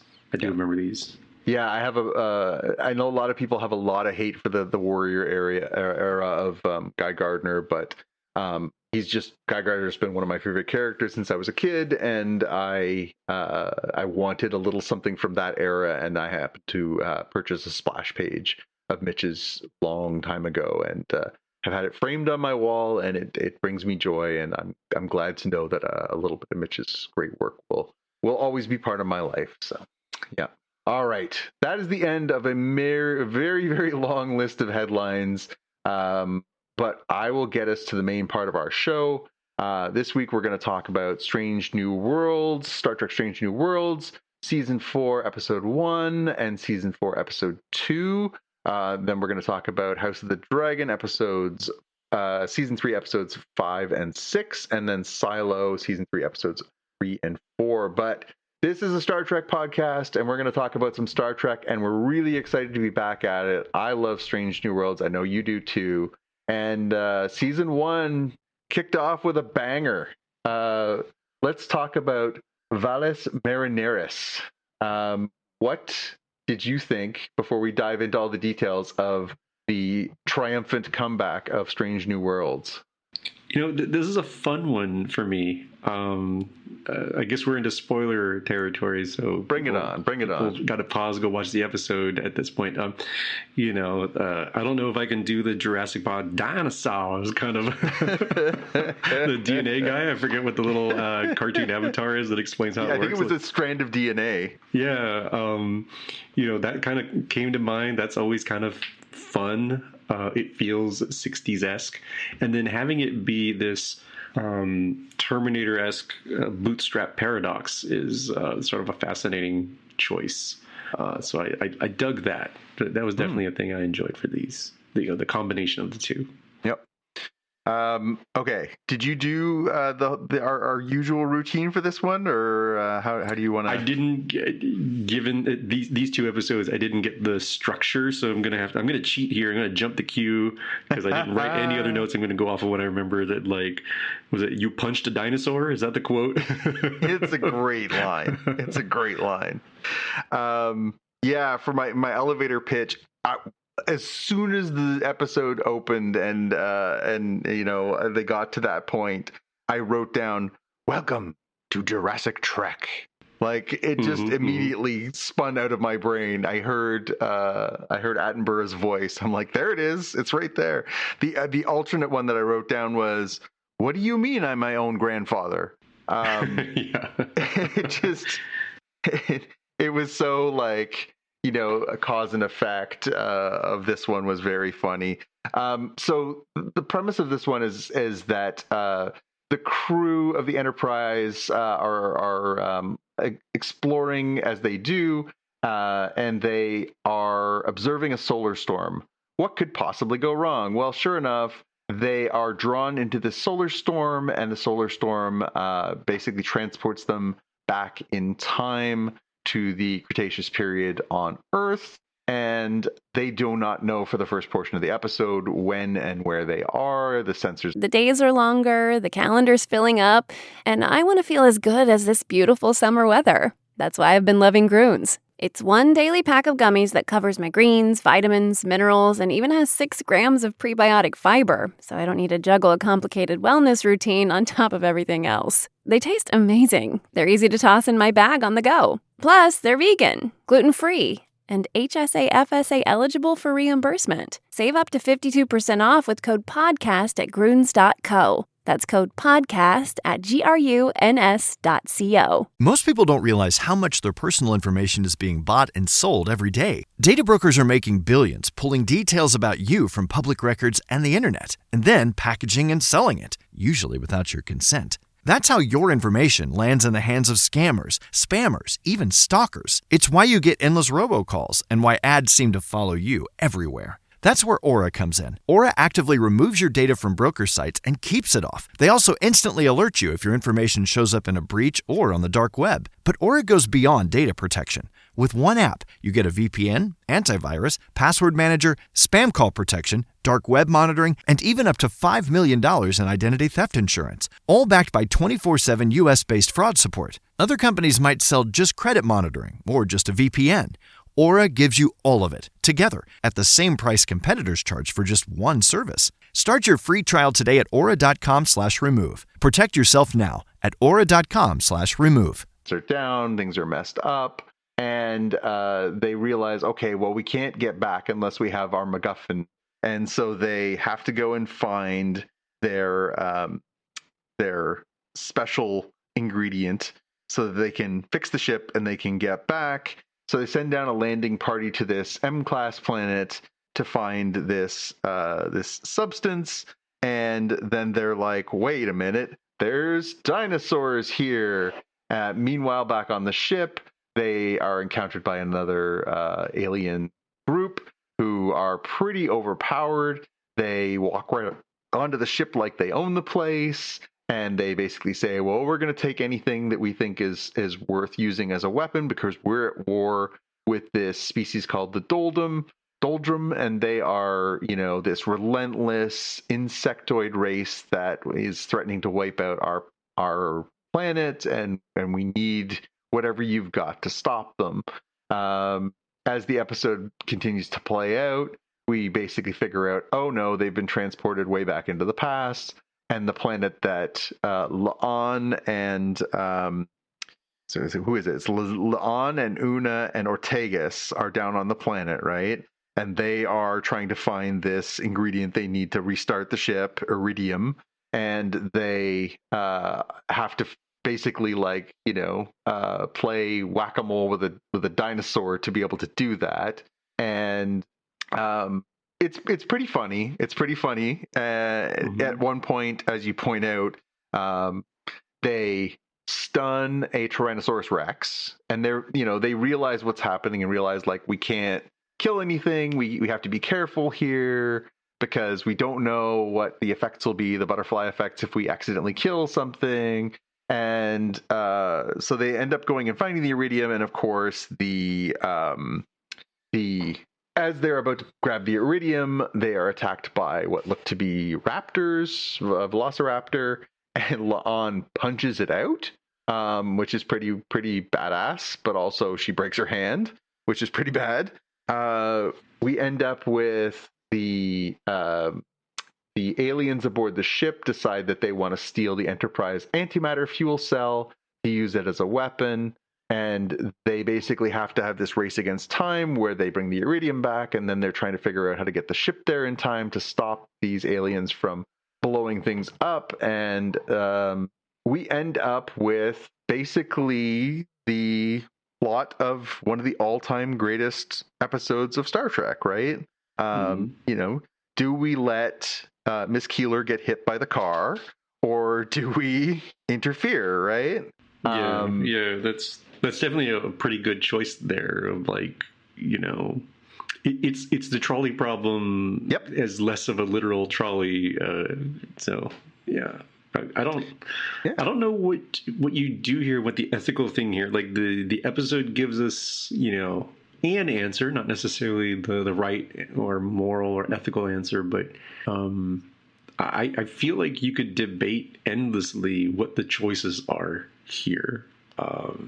And I do love that this makes you feel kind of uncomfortable at the end, regardless of where you choose. So essentially what it comes down to is Pike has the moment where he realizes, hey, wait a minute. There are currently 3 M-class planets here in our solar system 65 million years ago.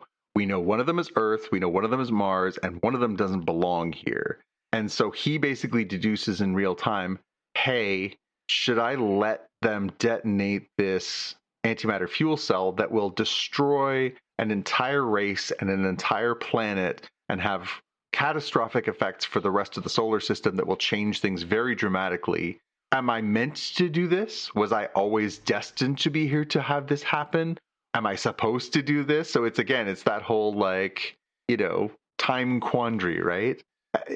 Was I always intended to be here to make this thing happen? Were we always part of the story? And in the end, he basically decides, very surprisingly to the crew, he basically says, don't stop them. They detonate this device. It kills the people that they met and their ship. It destroys this other M-class planet. It kills every one of these insectoid aliens. And it has 2 other major effects. One, it has a cataclysmic eventual effect on Mars, which means that the Martian civilization that's there is eradicated eventually.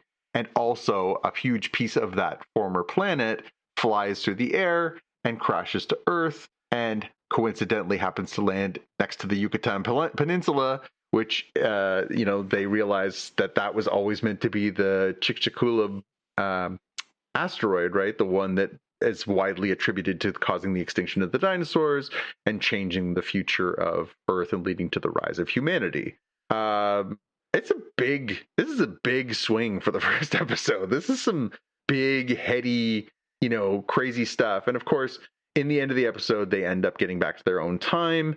And Pike has this meeting with Admiral April, and he's like, well, we're going to have to keep this one quiet because you've clearly, either you deliberately or inadvertently caused the death of literally billions or trillions of creatures and species. And,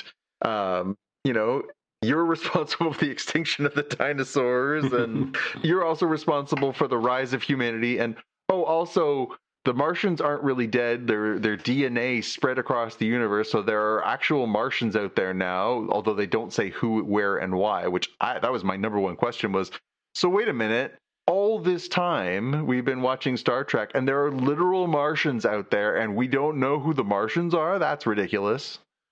Yeah, definitely a nutty one, right? And before I forget, because I might, when we do see the asteroid hitting the Earth, coincidentally or really well timed, there was a study. I have this link here for Ars Technica for those of you transporting home. Study: dinosaurs were charbroiled after the impact. Yeah, yes, I saw that. I was like, whoa, that's pretty metal.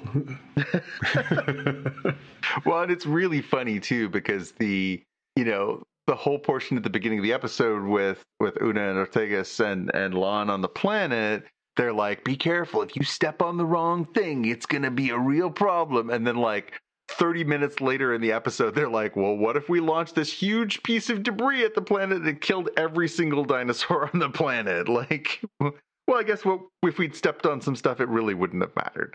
Yeah, it's I should have found the Simpsons Treehouse of Horror where Homer gets the toaster. Yes. And he goes and stomps on the butterfly. Yeah, once he finally gives up, he's like, forget it. And he just starts hitting everything. Yeah, it's an all-timer. Yeah, I was impressed. Like, I love this series. I think it is definitely one of the more fun takes that we've ever had on Star Trek. It very much is, a lot more of the sort of science-y, adventure-y kind of fun portions of both the original Star Trek series, TNG, and there's just a smile and a wink and a nod and just a lot of playfulness to the series, which I thoroughly enjoy. And I thought the idea of basically saying the Enterprise crew is responsible for the creation of the human species and the circumstances that allowed us to develop on Earth was a humongous swing for the first episode back. But I thought it was actually a pretty tight episode. Like it, in an hour, they tied this thing from laces to bow. It actually turned out pretty well. I enjoyed it quite thoroughly. Indeed. And then we got this week's episode. Episode 2 is titled The Griffin Incident. And as sort of quirky and over-the-top adventure as the first one is, this was Star Trek meets Event Horizon? Yeah, so because of that, right? So earlier, I think of this series, instead of debuting in July, was debuting closer to like September, October. I would feel like this Halloween episode would be appropriate. Like you brought out the pumpkin spice lattes too early. Okay, I know Starbucks keeps like wanting to push it earlier and earlier. It's forever Christmas. It's forever pumpkin spice. I'm like, I get it. But it's too hot, man. I'm not ready for this like cool, creepy, foggy kind of vibe that you need to get for this. It's not a late discredit. July. Calm down. Yeah, like if I rewatch this episode some years from now, I'm definitely watching it in Halloween time. Like when it's like it feels like it would fit there. The baby crying stuff. I don't know if you ever played the video game Max Payne. There's a creepy video game from I'm gonna say late 90s, early 2000s called Max Payne. And Max is, got drug problems and he's a violent, disgraced cop and whatever. And he keeps having these like weird drug trippy dreams. And there's this baby crying in all the dreams. Very haunting, very, very creepy video game and very, very sort of surreal, creepy dream sequences. And every time they kept playing like the weird sort of haunting baby crying in the distance sounds in this episode. I was like, God, it's giving me flashbacks. It's very, very unsettling. So in this one, it's a pretty simple premise, essentially. Kirk, Spock, and Lon are on their way back from a retreat for the future Federation leaders. I thought it was particularly, obviously, salient that Kirk and Spock were there together, future leaders of the Federation. Makes sense. On their way back, they hear a distress call, and they discover this long missing Starfleet ship, the Griffin. They say it's been missing for 9 years, and of course it's a derelict and it's in space, and they're like, well, let's go check it out, because that's a good idea. And they transport over to this ship, and what basically ensues is the three of them, for reasons that never really get clearly articulated, are experiencing circumstances very similar to the film Event Horizon. You know, they're having hallucinations and visions. They're possibly in their minds. They are self-harming. They are harming each other. They are imagining their closest friends and family members in very harrowing situations, and it's very sort of dark and twisted and kind of a haunting, generally and realistically very kind of haunting. And it's about the three of them basically going through this whole experience. At the end of the episode, they are saved by the Enterprise crew, because they say at the beginning of the episode, we sent out a signal letting them know where we are. The three of them are transported off this haunted ship and taken back to the Enterprise, but not before Spock cuts his own Vulcan ears off. Lon stabs Kirk in the belly, and Lon suffers some pretty severe psychological trauma as she goes. And it's really quite a messy episode, because they never really clarify what the heck all this was. There are some hints. We do see that there's this like mysterious gas that seems to appear in a few of the scenes that seems to be like traveling around. So possibly there's some kind of, possibly alien, possibly viral, possibly, chemical element that is affecting their minds. There is allusions to the fact that it could well be a genuine, ghost kind of situation. What do you think the answer to the Griffin incident is? What do you think we were looking at here? Is this just a ghost story? I think it's some sort of entity,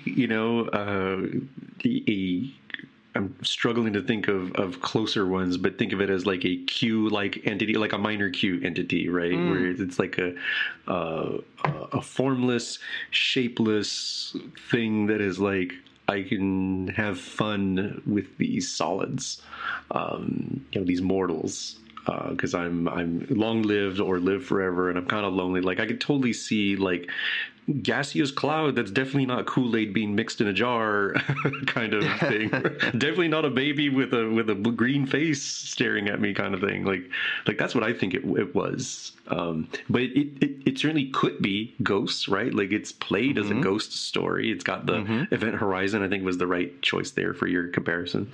Yeah. Yeah, and the story sort of denouement at the end is, Lon is talking to Pike, and he's like, I have had an experience with a ghost. I have thought it was nonsense. I had this experience, and while there is no proof of what I think I saw, I have a scar on my body from this experience, and to me it felt real, and I can't explain it. And, I think something real happened to me. I just couldn't tell you what it is. And, of course, the episode ends with, Lon looking out the window, and she looks across the way at the Griffin, which is being towed away by Division 12 for, a more thorough inspection. And she sees this haunting ghost character that had been following her, this sort of zombie version of the former security officer for the ship. So again, is it real? Is it in their mind? Is this a hallucination? What are we looking at here?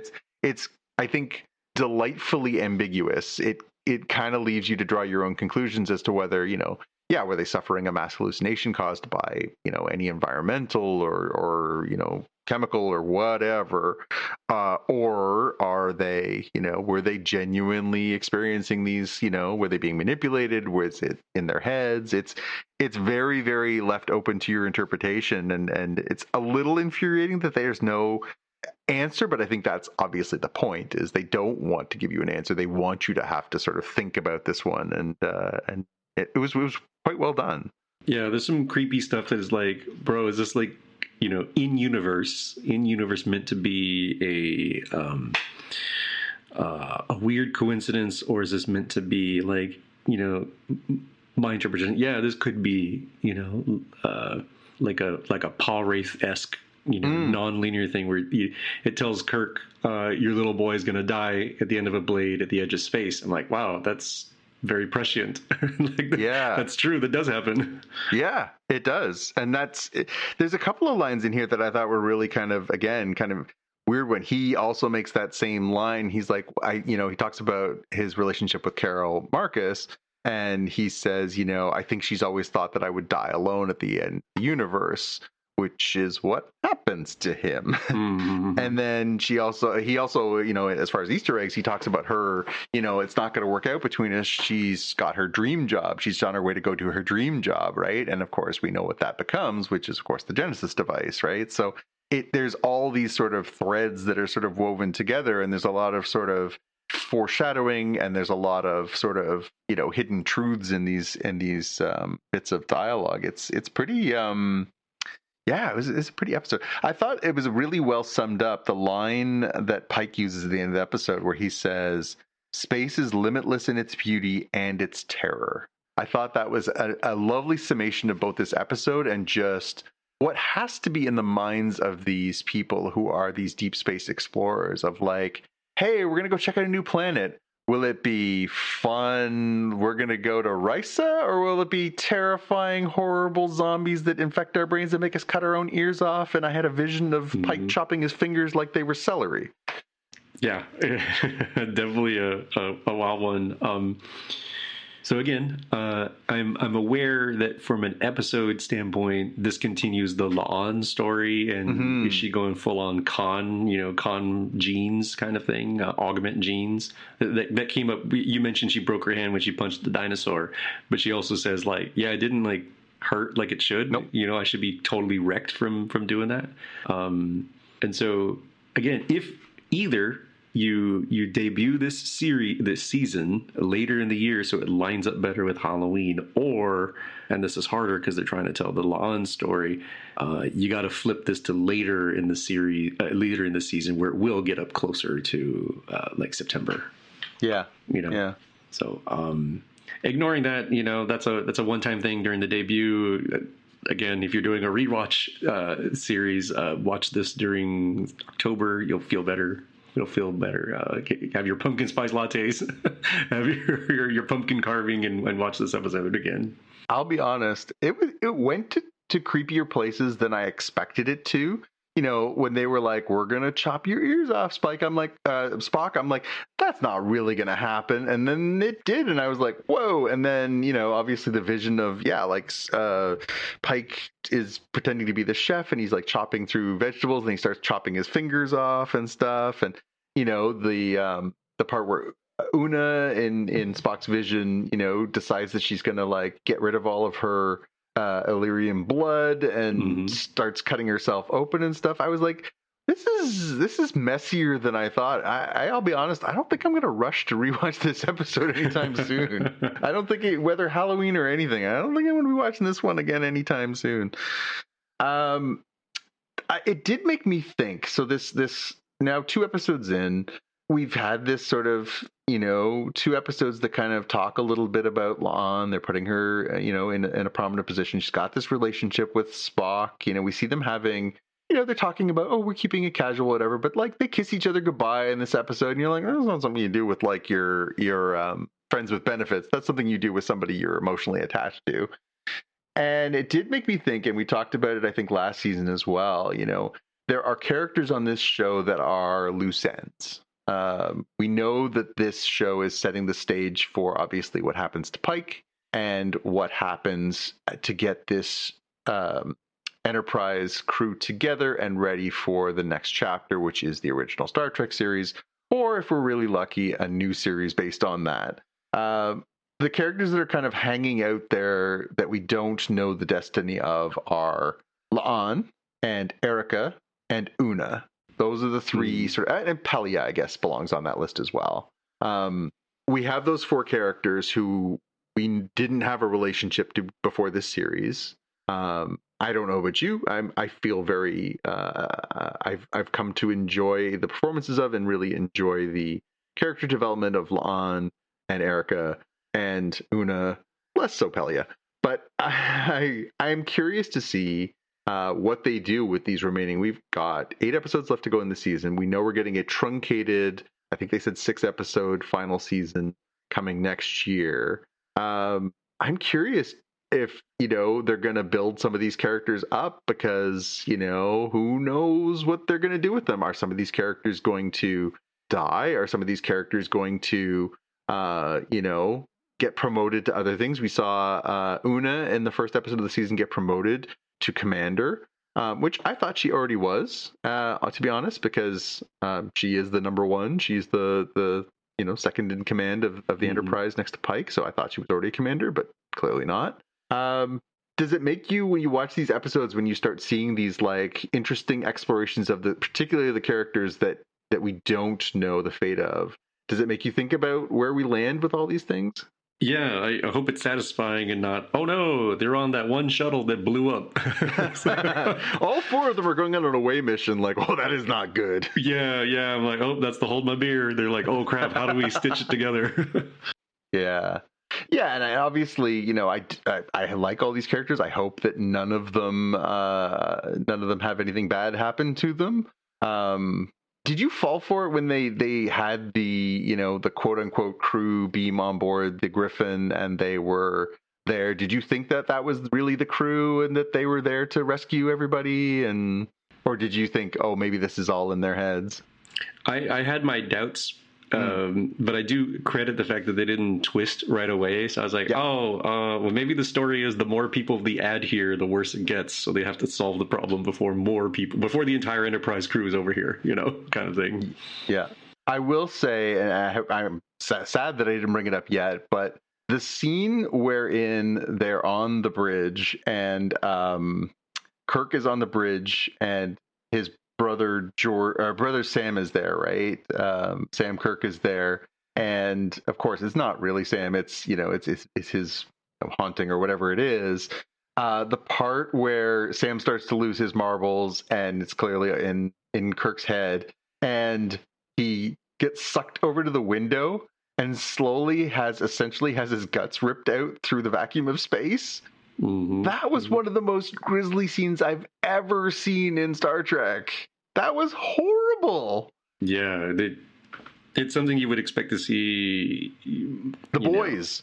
I'm going to go with Alien Resurrection, spoilers for that movie, but not like just an episode of good old Star Trek, right? Spock and Pike and other folks along the ride. Like, nope, we're gonna show you some torture porn here.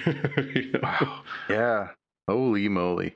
That was they showed the scene where he's like up against the window and you see him looking really pale, and then you see kind of like blood spraying out through the hole in the view screen. You're like, well, that's pretty awful. And then he gets sucked through, and you're like, well, okay, traumatic moment for Kirk, like he witnessing his brother die, that would be traumatic, whatever. But then they do the extra cut to show him like his basically bloody corpse floating through space. I was like, wow, was that necessary? Whoa.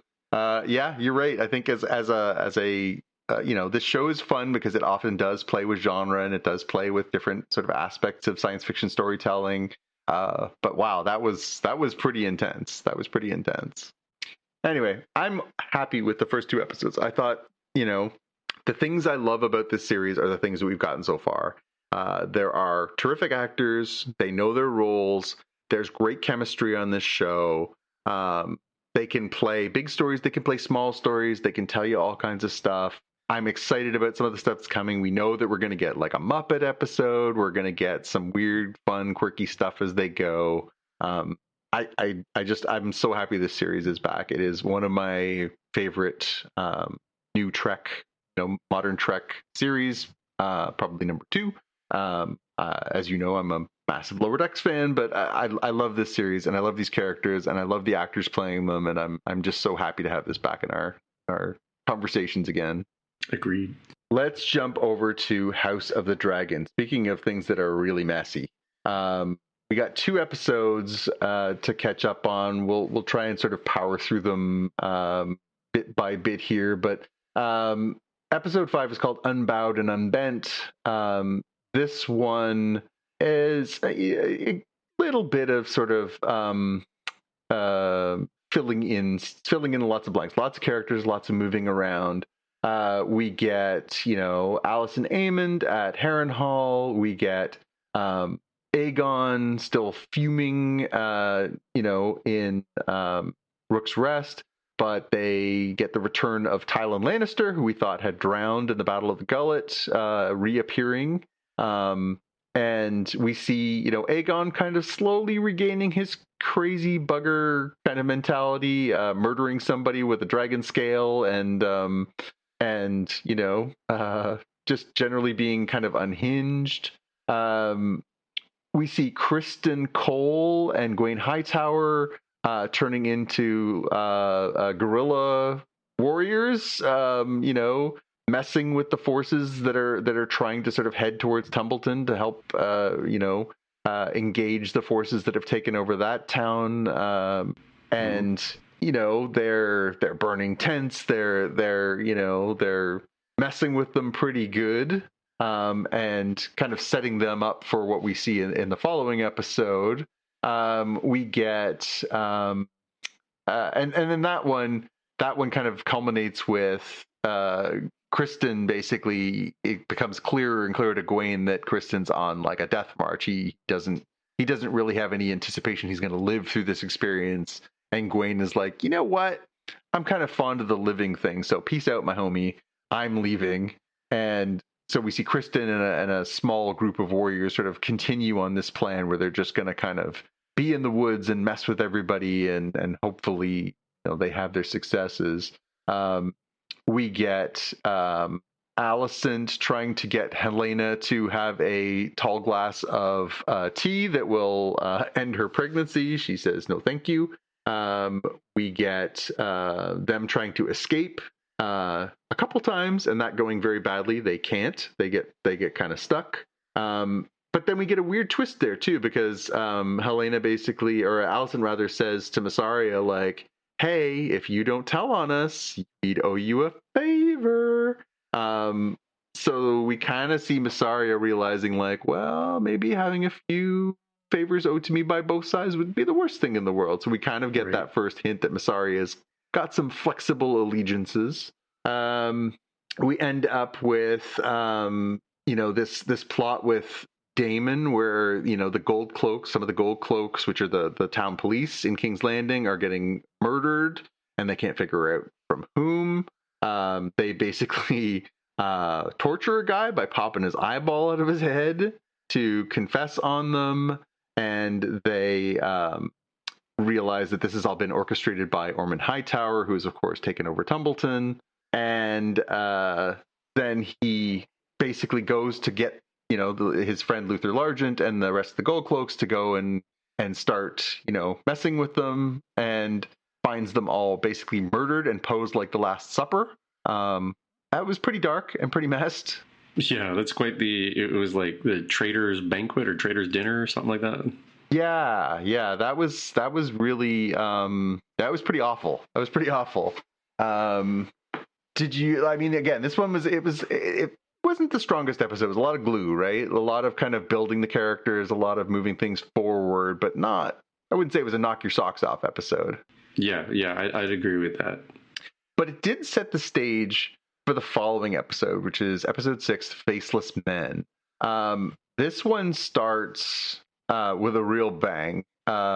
Kristen and the last of his soldiers are basically, they happen upon a village that looks like a battle has happened. They get down there. They're like, what's happening here? It looks like, these guys are dead, but they're not. Like, what's going on? Turns out that they were all playing dead. And a huge number of rivermen and the winter wolves who have come down from Winterfell all basically surround the group and say, like, that's enough out of you. You have been a pain in our butts for a while now. You have done enough of this stuff. And Kristen Cole, who has declared himself the greatest warrior in the realm, he basically says, well, hey, why don't we, with honor, we'll fight. I will fight to the last, and I will take you on single-handedly if you, spare my men. And they're like, yeah, no, we're not going to do that. And instead of giving him the honorable death of, fighting in a duel 1 against 2 or 1 against 1, they just fill his butt full of arrows and he is dead. It is a fitting end for a humongous piece of poop in this show. I know it's weird because in this season we've really kind of had a pitiable version of Kristen. He hasn't been what we saw in the first 2 seasons, which is an absolute monster. He is in large part responsible for the coup that happened. He has murdered people. He has betrayed people. He is petty. He is childish. He is a misogynist. He deserved every arrow he got.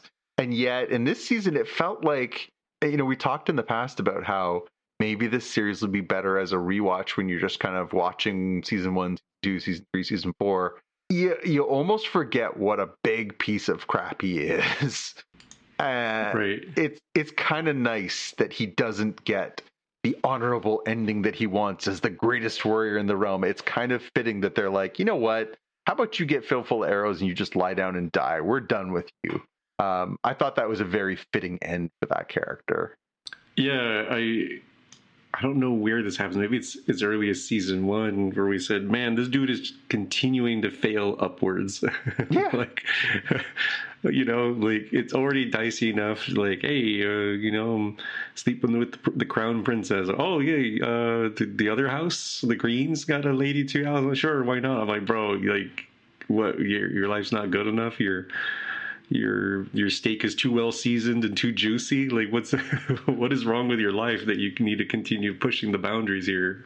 And it's funny too, because his last gesture when he's about to go and grab his sword and die this honorable death is to take out the handkerchief that Alicent had given him, and he smells it. He wraps it around the hilt of his blade, and he is about to have this moment, and then of course he gets filled full of arrows and dies unceremoniously. And then we cut to the sword lying there with the handkerchief on it. And I found myself thinking about the meme, the Mad Men.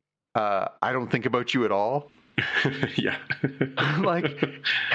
I was a part of it. I was like, I wonder if they're gonna have news of that. I wonder if news of this gets back to Alicent at some point, and I wonder if she'll be like, yeah, it's fine.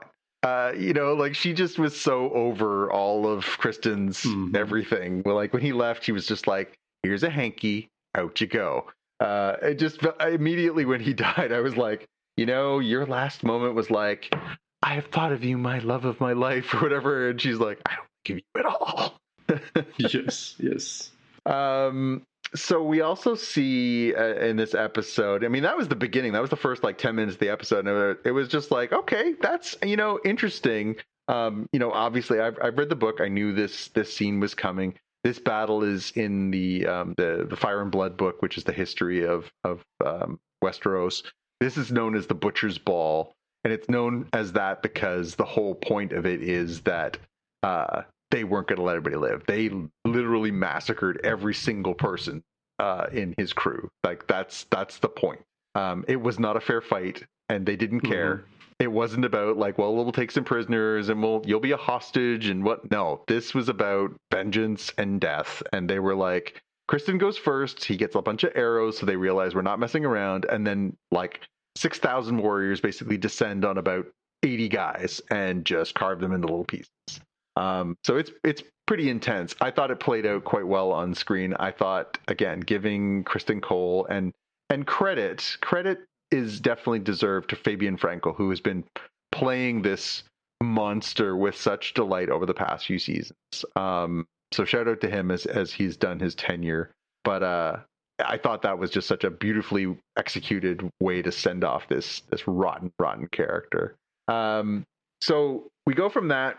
We've got a little more action as things are starting to heat up. We've only got 2 more episodes this season, so they have to start really kind of moving things forward.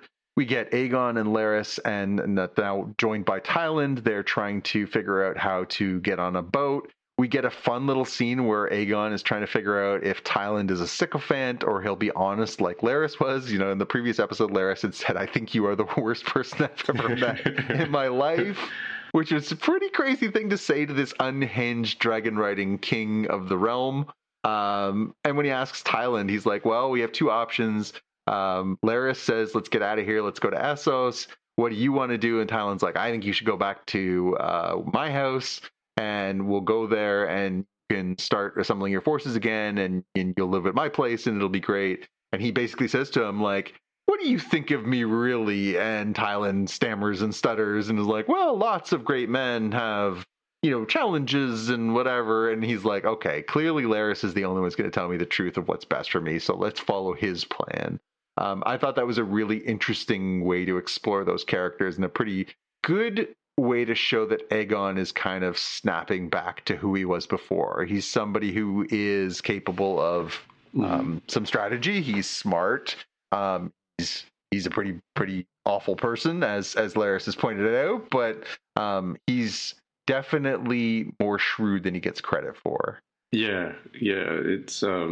It is kind of fun to see somebody trying to be like, your worst trait is you're too awesome, and it's intimidating for us all. Like, man. We get a weird but very Game of Thrones / House of the Dragon scene where Alan and Bela kind of have a moment. They end up talking about their troubles, and then they share a kiss. For those scoring at home, Alan is Bela's uncle. This show never ceases to surprise in the area of incest.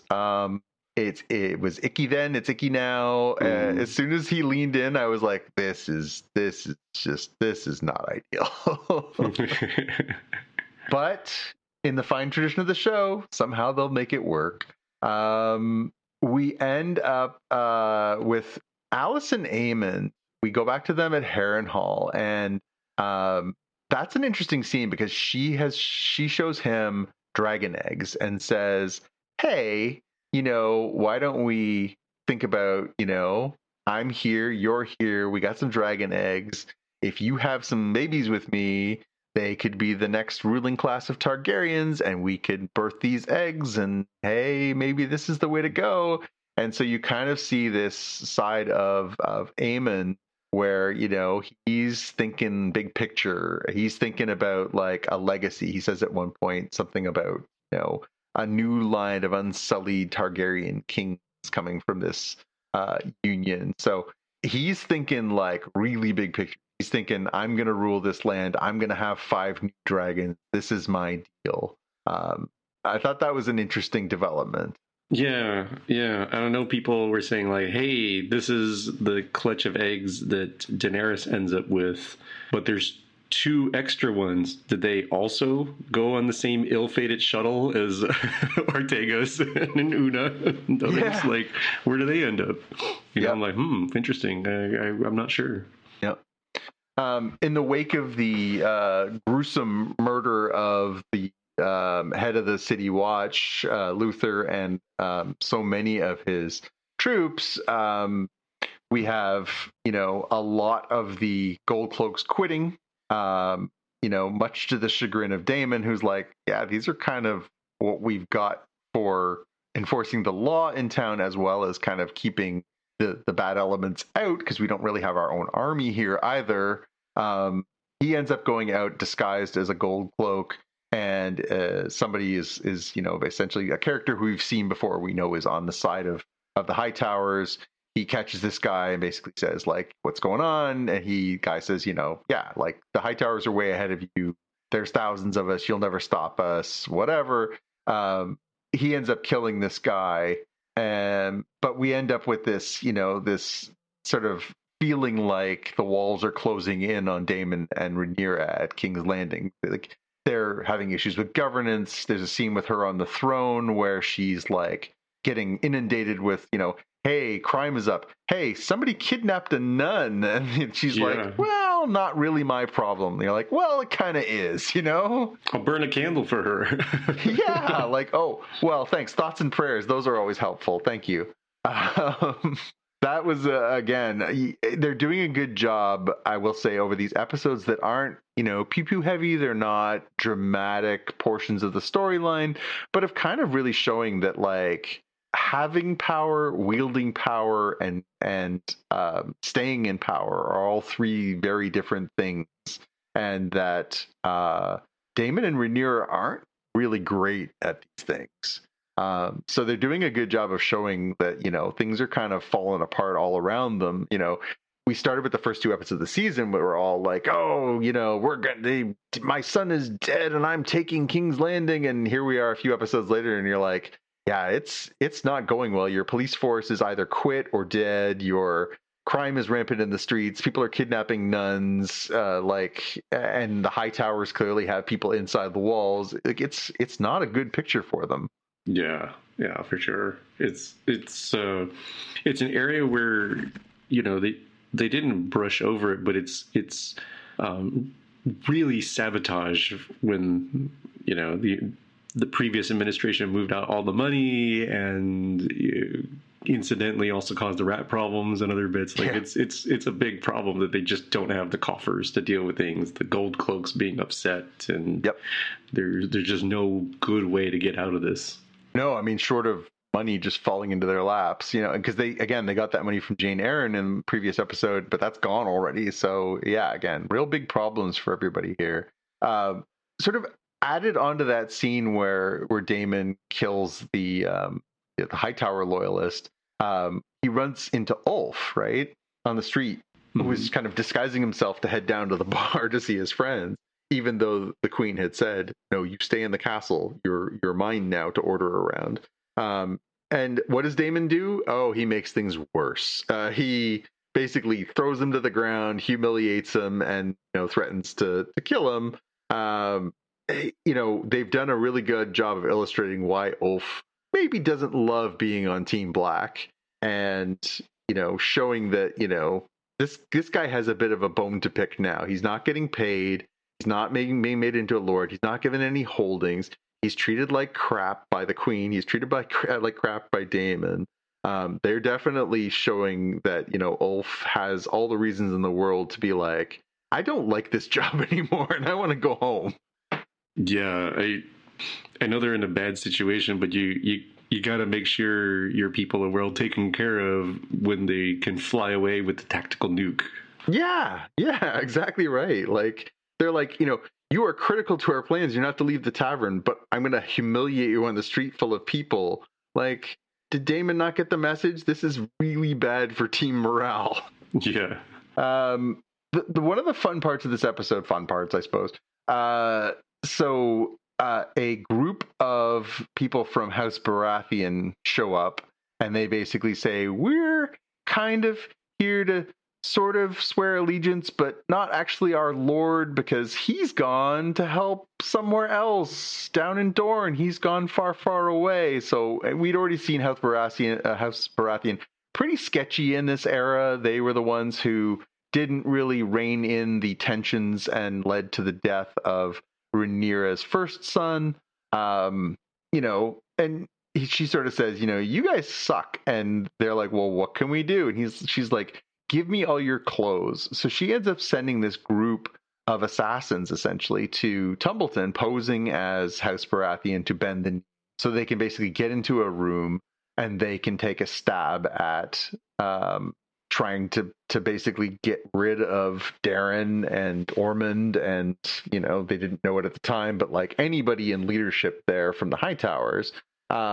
It's only by luck that Gawain, who we last saw saying peace out to Kristen Cole, has shown up, and he recognizes, because he's a tourney knight, he recognizes this group is not actually the Baratheons, and they brutally butcher these people, including eviscerating one of them in a really gory scene. Ormond, who of course is very sensitive to smell, first is smelling the crap all over their boots, and then when they're all eviscerated, he's puking all over the place. And we knew that was going to come back around. They had said he was sensitive to smell and everything else. You knew that was going to pay off at some point, and I'm glad we did get, it added a little bit of levity to a pretty gruesome scene. Yeah, that was quite the. I like the way they portrayed, like, are you mad? Why are you killing? Oh wait, are these bad guys? Like it takes a while to sort of figure out what's going on. Well, because he was so pleased with himself, right? Yeah, the pride was getting in the way, and so Gawain just looked like a madman. Yeah.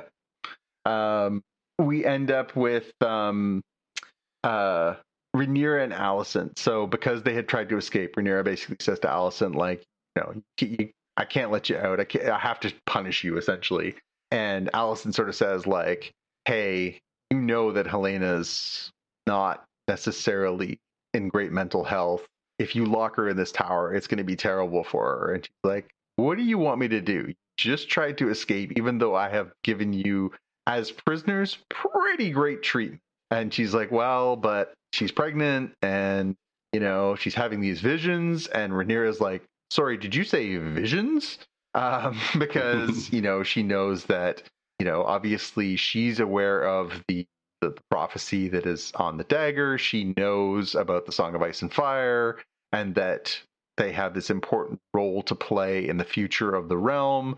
So her ears perk right up when she hears that Helena is a dreamer, right? And so she basically says, hey, I'll make you a deal.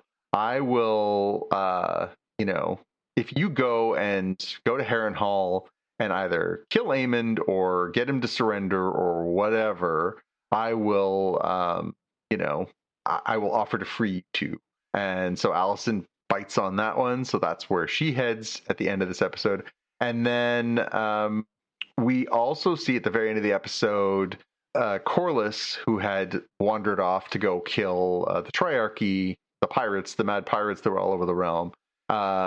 He basically gets kidnapped at the end of the episode by the Hightower forces, even though earlier in this episode, we saw Rhaenyra basically say, hey, don't worry, folks, the Valyrian army is going to come and help protect you. So we end up with this, sort of twist of like, yeah, things are going to go from bad to worse for her because she's expecting the Valyrians to show up, and now their leader has basically been captured by the Hightowers. Although we also get this fun little note in the episode where we sense that Ormond actually has a lot of respect for Corlys too. So it'll be interesting to see how that one plays out.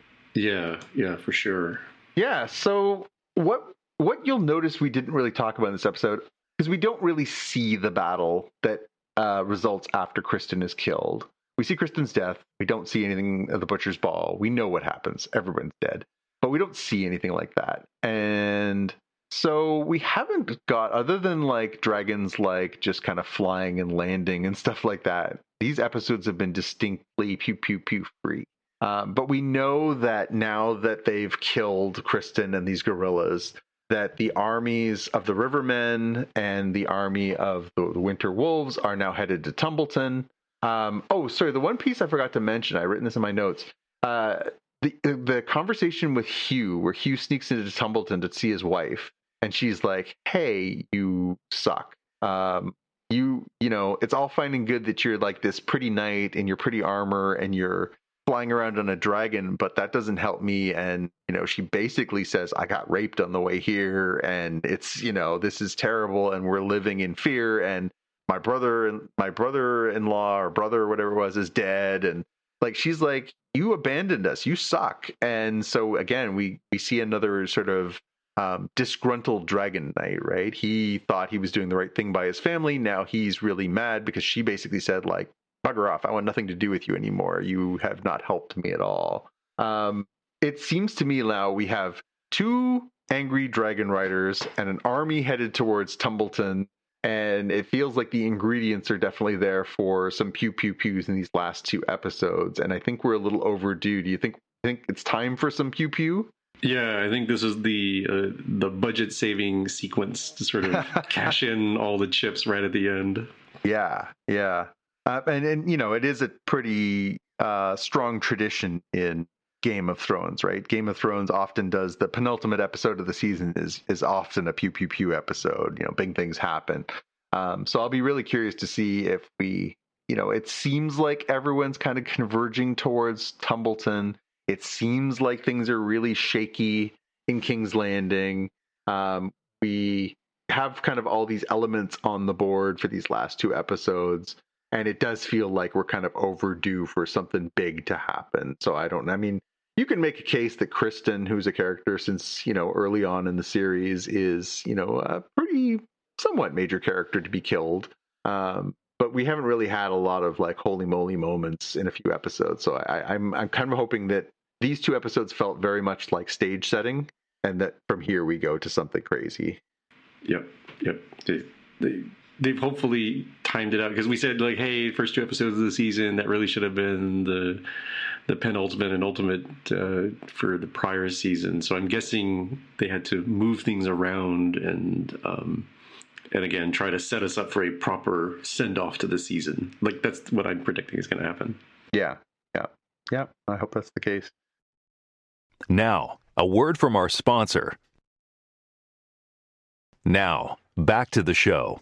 All right, let's wrap up this section by talking about Silo. So I thought the first two episodes of this season were interesting but pretty slow, and we're doing, you know, this new sort of thing where we're focusing on what's going on in Silo 18, what's going on with Juliet, what's going on with these characters who we love, but we're also flashing back to the past, and we've been introduced to these new characters. You know, where we're trying to sort of explain kind of more or less how we got here, right? Like, we're trying to figure out, you know, what led to the Silo becoming Silo, and sort of how we got there. In episode 3, A Dark Web, we have Juliet, who's sort of starting to, you know, she stopped taking her mind erasing pills. She's starting to become a little bit more like the character that we love, you know. I appreciate why they did what they did, but, you know, like, I love Rebecca Ferguson and I love the character of Juliet, and to have her be kind of like lost and confused was just hard to watch for those first couple episodes. Here we start seeing her more becoming like the character that we know and love, and she is investigating, trying to find Lucas. She's trying to, you know, connect with what she's learned from the Outsiders group, and you know, we also have, you know, Camille plotting behind as you know, the new head of IT, trying to sort of figure out, like, how do I stop Juliet from digging too deeply, and how do I catch these outsiders and, if possible, Lucas, and you know, get them off the board before I have to do something dramatic, which is this mysterious voice telling her, like, hey, you're going to need to drug the entire population. You're going to need to do all these very, very big, huge, sketchy things, right? And so when she finds out that Lucas might be in the mines, she basically orders these like fog bombs to be dropped in, these fumigation bombs, even though there are plenty of people in there. Juliet, being Juliet, she sees people struggling. She goes in to try and help. She gets knocked down by like the most ungrateful person in the entire silo, who's like, she's like, here, I'll let you breathe through my respirator. We'll take turns. And the guy's like, no, it's mine. And like knocks her out in one of the craziest scenes of this series, I think, where he kind of looks at her on the ground and is like, you're dead, and just walks away. But luckily, Lucas Kyle returns and ends up rescuing her, and then, of course, having to hightail it out of there, and luckily he sort of ends up getting saved by the Outsiders group as well. And then we've got this sort of simultaneous story going on in the past where, we've got Helen and Daniel trying to figure out like this sort of weird mystery of, the mind erasing drugs that his sister's been put on.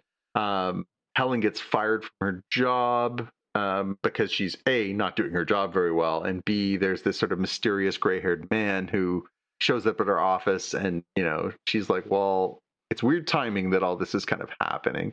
They go see this hacker guy who plays them some of this audio of the mission that seems to show that the mission was really messed up and they don't understand what's going on. At first they leave, and then they sort of circle back. They go back to get a copy of the recording, and they find out this place that they were just like half an hour before has been completely trashed, and they're like, okay, clearly we're kind of on to something here, right? Yeah. Sorry. No, go for it. I didn't have anything other than agreement. Yeah. So, we kind of get these two storylines that sort of intertwine where, things are getting murkier and murkier sort of on both fronts. And, we kind of end with Juliet, very, very sick after inhaling all this toxic chemicals. Lucas being flushed out of the mines, but we don't really have a clear explanation of what Lucas was doing in the mines. And then in the past, we have this like sort of quickly unfolding mystery of there's a huge conspiracy happening here, and we can't put all the pieces together on that. When we get to episode 4, which is Whatever You Do, Don't Go Home, we have the episode sort of starts with a bit of a bang where Camille's like, yeah, we're going to have to kill Juliet. And, she's going to go down, and so is Sims, right? Her husband. Mm-hmm. And he's like, let me do it. I'll do it. You don't have to do it. I'll be the one who does it, whatever. She's like, no, whatever. And so they're coming down to kill her, ostensibly. And the nurse, who we kind of thought was on their side, ends up rescuing and saving Juliet and getting her out of there. That was a bit of a weird twist. And then basically there's the hunt is on at that point. Camille and Sims are trying to figure out where Juliet's gone. They're trying to figure out where Lucas is gone. And then Juliet eventually connects with Shirley, and they are headed back down to the deep to see if they can figure out, what was Lucas up to, what's going on down there, and try and jog Juliet's memory, right? Mm-hmm, mm-hmm. And then we'll sort of circle to the conclusion of that in a minute. But we also have the Outsiders, who are convinced that they have seen that weird video that they put inside of the cleaners' helmets that shows the beautiful outside. It's supposed to trick the cleaners into cleaning the windows so that everybody can see the beautiful outside. But of course, we know from Juliet that that's not the case, that things are really dark and messed up outside. There's dead bodies everywhere. And Lucas is like, no, you guys are wrong. You're, sorry, Patrick, you're wrong. There's nothing out there. I love the determination. I love the actor who plays Patrick. I think he's great. I love that he's wrong all the time. Like, that is that guy's job on the show, is to be absolutely convinced he's right when he's absolutely wrong every season of the show. They're like, we have to go outside. It's nice outside. Like, no, you're wrong. And you continue to be wrong. And you encourage all these people to follow you, even though you were consistently wrong. It's very funny. We find out that there's a dead body from the mines. It was this person that Billings was looking for. So there's this whole sort of murder mystery. Why was this woman murdered kind of stuff that's coming up. So there's kind of a little bit of a hint that maybe she was murdered for a specific reason. We're kind of still trying to piece that together. In the past, we have Helen and Daniel, they're like, oh, this place is trashed. What's going on? They basically have the guy that she saw at her work comes up to them and says, hey, listen, you guys need to knock all this off. And, we have this scene as well where Daniel talks to his friend who Does he work for the NSA or the FBI? I can't remember. Yeah, something like that, because it was like CIA. It was a 3-letter agency, that's for sure. Yeah. But they approach this old friend of his who works, somewhere in the Pentagon or something, and they're like, hey, we think things are going on. He ends up getting a call from this guy who's like, yeah, it's way, way worse than you think it is. And so the conspiracy that they're kind of working to uncover is really starting to come to the forefront here. And we know that there is, sort of big things happening there. But the episode twist at the end of this episode, and the one that really kind of caught even me off guard in this, to have, they're kind of reordering some stuff, is the in the Down Deep, they go down to where Juliet and George had their sort of little love nest down in the Down Deep. And who do they find down there? It's Bernard, who everyone said was dead. And particularly, we had seen a flashback in an earlier episode this season that seemed to show Sims killing Bernard, because Bernard told everybody that he died. And then we see a scene of Bernard where like Sims is like covering his mouth. Mm-hmm. And it looks like we were supposed to be under the impression that Sims had basically like rubbed him out. And now we get to find out that Bernard is alive, but I'm going to say not well. It looks like he was pretty badly burned in that episode at the end of last season. Agreed. How shocked were you to see Bernard alive? And what do you think it means that Sims said he killed him but didn't? Because it seems like they've been kind of hinting at that maybe Sims is not telling his wife everything. Yeah, it was surprising, and then my significant other and I were talking about it. It's like, well, you know what?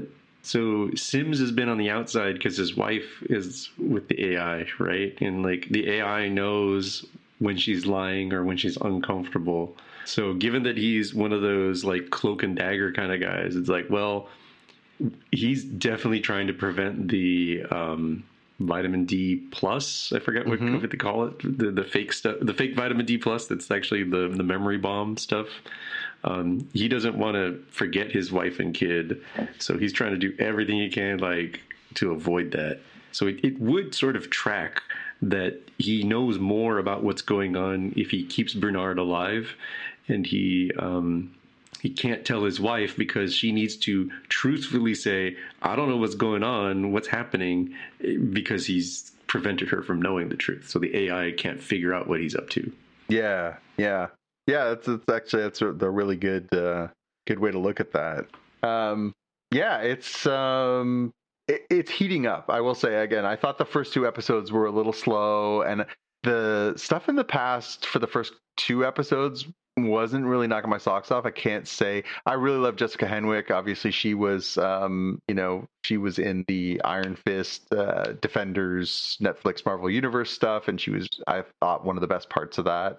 But I wasn't really loving the backstory stuff. It didn't really grab me the first 2 episodes. But I will say it's starting to become. I think they've found a better way of, like, both stories are kind of feel a little more propulsive. It's not quite as much of a gear shift. And I find that these last 2 episodes I thought were really well edited and really well constructed as far as keeping both those stories moving in interesting ways. So I'm enjoying it definitely more in episodes 3 and 4 than I think I started out in 1 and 2. They were a little slow paced for me. Yeah, I think the challenge, just like last season, where I said, I sure would like Juliet episodes to be back to back, and the Resistance Rebellion going on at the silo back to back. I think I feel the same way here, where I want to see all of the Washington D.C. stuff back to back, and I want to see all the what's going on today in the silo stuff back to back, and it feels less satisfying switching between it. Like, I totally get it. You can't have Rebecca Ferguson, star of the show, away for like 3 to 4 episodes. Like, I get it, but it's a consequence of that choice. Yeah. No, I hope that I hope they can sustain this. I hope that they can find the balance and tell these stories well. I agree with you. Maybe it would have been better to sort of get to a point and then digress into the past stuff and then come back out the other side. And I very much agree with your point that you had made previously, and that, if you have Rebecca Ferguson and you have Common and you have these people, to not have them on for multiple episodes when they are the foundation of this series. I get why that's obviously challenging to do, but I definitely feel like they've turned the corner a little bit. These stories are starting to make a little bit more sense, especially the whole, like, obviously there are direct connections between the two storylines. We know that, they've talked obviously about these mind erasing drugs, so we know that that's an element in both stories. We know that obviously there is, the silo had to come from somewhere. We know that the circumstances in the past are obviously sort of leading towards those places. So yeah, I'm actually I'm very happy with these last couple and looking forward to where we go next. All right, what do you say, buddy? Should we jump on over to the watch list? Let's go for it. All right, two things from me. I watched the first episode of Stuart Fails to Save the Universe. This is the sort of spin-off of The Big Bang Theory. I don't know if did you have a chance to watch the first episode? I did see that first episode. It's a strange place to go within the Big Bang universe. It's the episode basically starts with an alternate dimension version of Pasadena, California, where, of course, that's where our heroes from the Big Bang Theory all lived and worked. And we see Bert and Stuart, who were sort of two supporting characters. Stuart owns the comic store. Bert is a geologist who works at the university with them. And they are in this, very post-apocalyptic world. There's zombies. There's giant killer moths. There's, people negotiating with, tins of sardines and cans of corn. And then we have this moment where a version of Stuart appears and says, hey, the universe isn't supposed to be like this. You need to fix it, which, of course, is a time well-worn science fiction trope. And we end up with, following these two characters. They run into Stuart's, I'm going to say, not in this reality girlfriend, but in the Big Bang Theory girlfriend, Denise. And the three of them end up going and trying to figure out, what had caused this, universe to theoretically exist. They go back to the university where they discover Barry Kripke, who is also one of the supporting characters from Big Bang Theory, is now the ultimate Wooler and Ward of the universe with his speech impediment. I said Ward. Yes, Ward. No, Ward. We end up with, him. They have a special guest appearance from Raj from the show. And he basically says, hey, you're right. There is something weird going on here. But you can fix it. And they end up basically doing as they are bade. And it looks like they've gone back to things back to normal, but clearly things aren't by the end of this episode. It's a strange show. That being said, I enjoyed it. I'm definitely going to keep watching it. I like the characters. I like the actors who are playing those characters.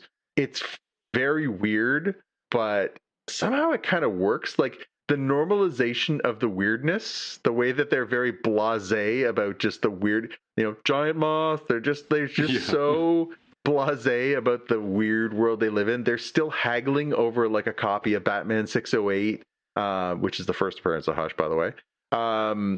They're they're literally trading for comic books still in this dystopian post-apocalyptic place. I mean, it's got a vibe to it that I kind of dig, and I must admit I'm curious to see more.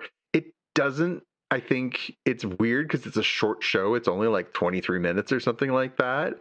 It felt maybe like it would have been good to drop a couple episodes off the hop, or to have a longer first episode or something, and maybe just to help establish a little more kind of where we're going on this ride. But I thought it was pretty good. Yeah, it's a bananas concept, but it does seem to work. Like, first episodes are always kind of tough, and like you mentioned, the short one is even tougher, where like you have to set up the premise and move plot along. So we'll see now that you've gotten the premise out of the way, where do they go with it for episode 2? Yeah. it definitely is tantalizing. I'm in enough that I'm definitely going to watch more. The other thing I watched this week, and boy, I took one for the team on this front. I sat down and watched on Amazon. I watched the Masters of the Universe movie that came out earlier this year. I'm going to preface my discussion about this by saying I'm not a Masters of the Universe fan. I was just a little, I think, beyond the window for it in the 80s. I'm certainly well aware of it. It's a huge franchise. I get that a lot of people have a lot of affection for it. But He-Man, whether the cartoon or the toys or any of that stuff, and none of it was really my bag. It wasn't for me. But I'm certainly aware of the characters. I have, had friends growing up who were big fans. I am very aware of the sort of the whole thing. So I kind of knew what I was headed into, and I started watching it, and it was weirdly both reverent to the material and irreverent at the same time. It was there was a lot of like very kind of puerile humor about like, whoa, they made fun of the character names that the characters had, which we've been making fun of since like, for 40 years, Oh, one of the characters' name is Fisto. Let's make some fisting jokes. Oh, one of the characters' name is Ram Man. Let's make some jokes about Ram Man. It's like, well, I mean, isn't that humor just a little obvious? I don't know. It felt kind of cheap. And the whole thing just felt like a giant kind of tongue-in-cheek toy commercial. I did not. I get what they were going for, and I think certainly parts of it worked.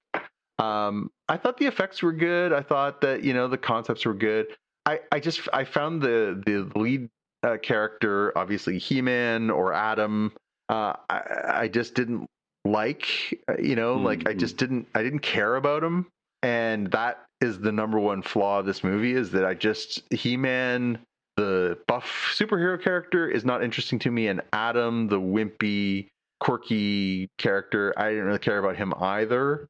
And then they started throwing in the additional supporting characters, and just none of it mattered at all. Like, it felt like the stakes were like, who cares and why should I bother? And it did not knock my socks off, to say the least. I was not a big fan of it.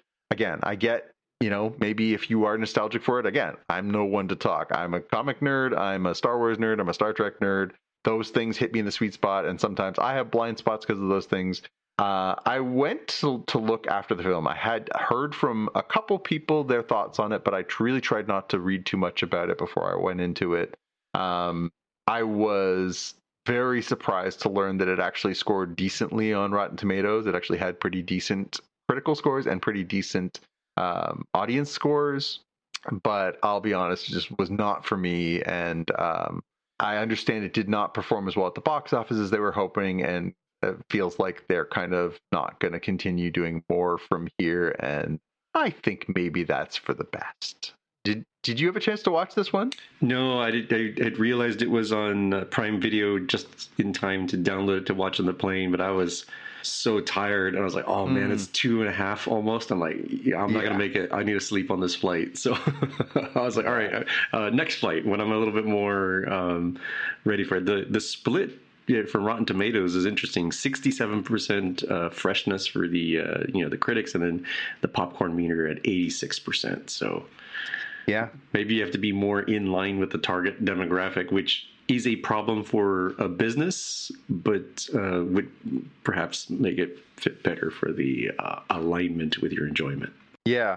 I mean, if this is your bag, maybe this is your bag, and more power to you. For me, because I didn't have that sort of affection point to start with, I was able, I think, maybe to look at it a little more critically. And like I say, it went to a lot of places that were very obvious. I feel like, again, respect to the people who worked on this film. It just felt like something that AI could have written. It's just like, well, give me the stories of He-Man from the comic books, include these characters, and try and make it a little more adult, full of lots of pew-pews and some, slightly edgy humor. Like, right. No, thank you. So, yeah. Your mileage may vary. I'd love to hear from you. If you want to jump on our Slack channel and tell me why you loved this or hated this, I'd love to hear from you, because, it wasn't for me. keep this in mind. We're gonna, I guess we're like 2.5, maybe 3 years out. We're gonna get your attention on the Atari movies that we mentioned earlier. Because I was like tail end of Atari and kind of more like Nintendo, like that's where my age lined up. So I'm gonna guess you're more in line, given that you're just a little too old for He-Man. I'm like, that's right in the target demo for the Asteroids or Yar's Revenge movie. Now, to be fair, those were like Atari 2600 games, which, you know, I did play the Atari 2600. But again, prove me wrong, Universal. Prove me wrong. Mm-hmm. What do you got for us? Didn't have a lot watching wise, but because of the era that we're in, there's a little Instagram short about aliens being sent to Earth and trying to understand our culture. It was about like, hey, do you have good movies? I was like, yeah, what do you got coming out? I was like, oh, okay. We have 3 of them. There's the Odyssey. We've got, Spider-Man, and we've got Dune. So, okay, so who stars in them? At least 2 out of 3 of these actors: Tom Holland, Zendaya, Timothée Chalamet. It's like, it's so true. I'm like, how is there like a term for this? You know, we had the Rat Pack, the Brat Pack. You know, is there like a triplets or something? Like, I've not put together. I'm like, yeah, actually, these 2 out of these 3 actors are probably going to be in your movie. I don't know if people know this. Is there a term for this? A Brat Pack, Rat Pack kind of term? I don't know. There should be, because like clearly this is the powerhouse for this generation of movies. It does seem that way, doesn't it? Quietly, I never really questioned of like, yep, Zendaya's there, yep, Tom Holland's there, yep, Timothée Chalamet. Well, we knew going in this was going to be a big Zendaya year, right? Because she had not only the Odyssey and Spider-Man, but also Euphoria and what was the movie she did with Pattinson earlier this year too? So she's kind of everywhere. And then she comes back at the end of the year with Dune. So she is like, this is the year of Zendaya. Right. So yeah. Well, maybe it's on us, buddy. We should think about what can we dub these kids? They need a name. Yeah, I'm gonna have to think about that one for a bit. Sounds good.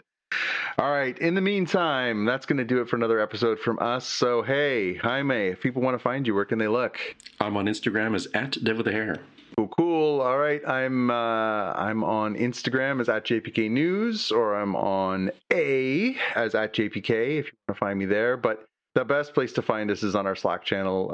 It's a fun place for us to go and trade nerdy things back and forth. We love our memes. We love our discussions about what all these things mean. And if you want to talk nerdy, that's where you can find us.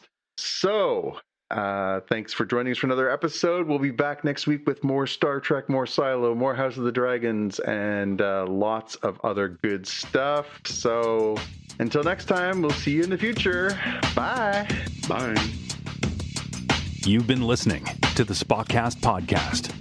If you want to find out more about the podcast or see the episode show notes, visit the Spotcast website at spotcast.com. If you have feedback or questions, you can get in touch with us on the website. If you like the show, please consider recommending us to a friend, writing a review on iTunes, or pledging any amount at patreon.com/spotcast. You can find details on how to help us on our website, spotcast.com/sponsor us. Thanks for listening, and we'll see you in the future.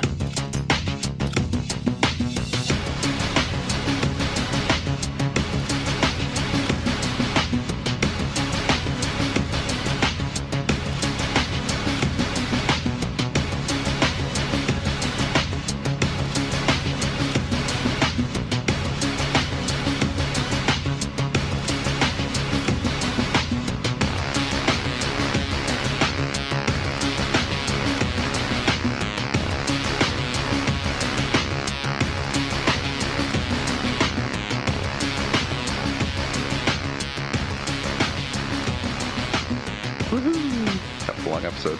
Indeed. Apologies that it's so late for you.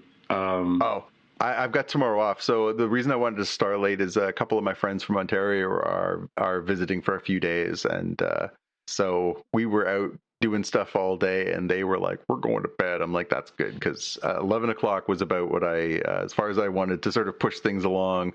But thankfully, I'm also not working tomorrow, so that's a lovely mercy for me. So I didn't feel quite as encumbered. I did think to myself, oh, maybe I should cut some of these stories. I'm like, but there's so many good jokes for you, and I had to throw around on some of these stories again. I was gonna cut the Atari one, and I'm like, I can't. It's too funny. So no, it's good. I mean, it's been a busy couple of weeks on the nerd front, so it's nice to be able to catch up with it all. And I must admit, as I put stuff in here, I'm like, I wonder how he's going to think about this stuff. So yeah, it's good. Worth mentioning. I want to throw this into the end of our into our after show, but we did have some sad news today. Tim did share with me that his beloved pooch Mac has gone the great kennel in the sky. 14 years old, a very long and very happy life. He was a beautiful soul. Seldom will you meet a dog that loves people and loves life as much as that dog did. And he was a very, very good boy.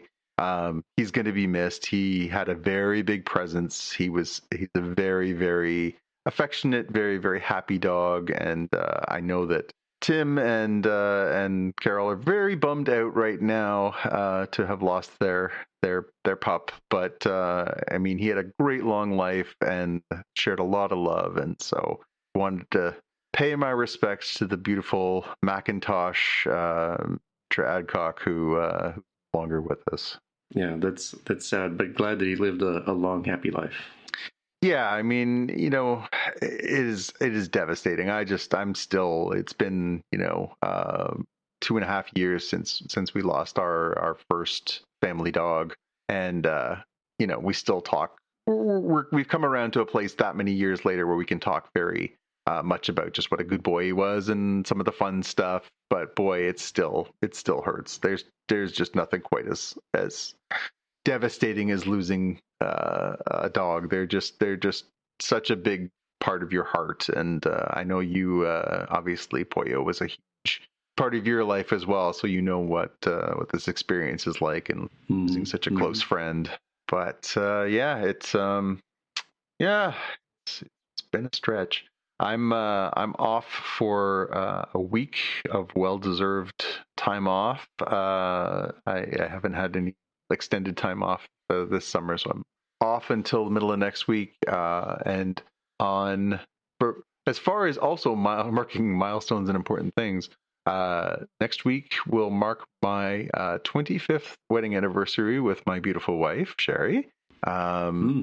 I cannot really congrats, although maybe I'm jinxing it and you're gonna drop the ball at the 1 yard line here. I feel like I've kind of got her on the hook until at least we hit that milestone. It's only a few days away, so I feel like I can put that out in the universe at this point. I have said numerous times to numerous people, the fact that someone has put up with me and my nonsense for this long is a staggering testament to how much I have pulled the wool over the eyes of this beautiful woman who has put up for so long.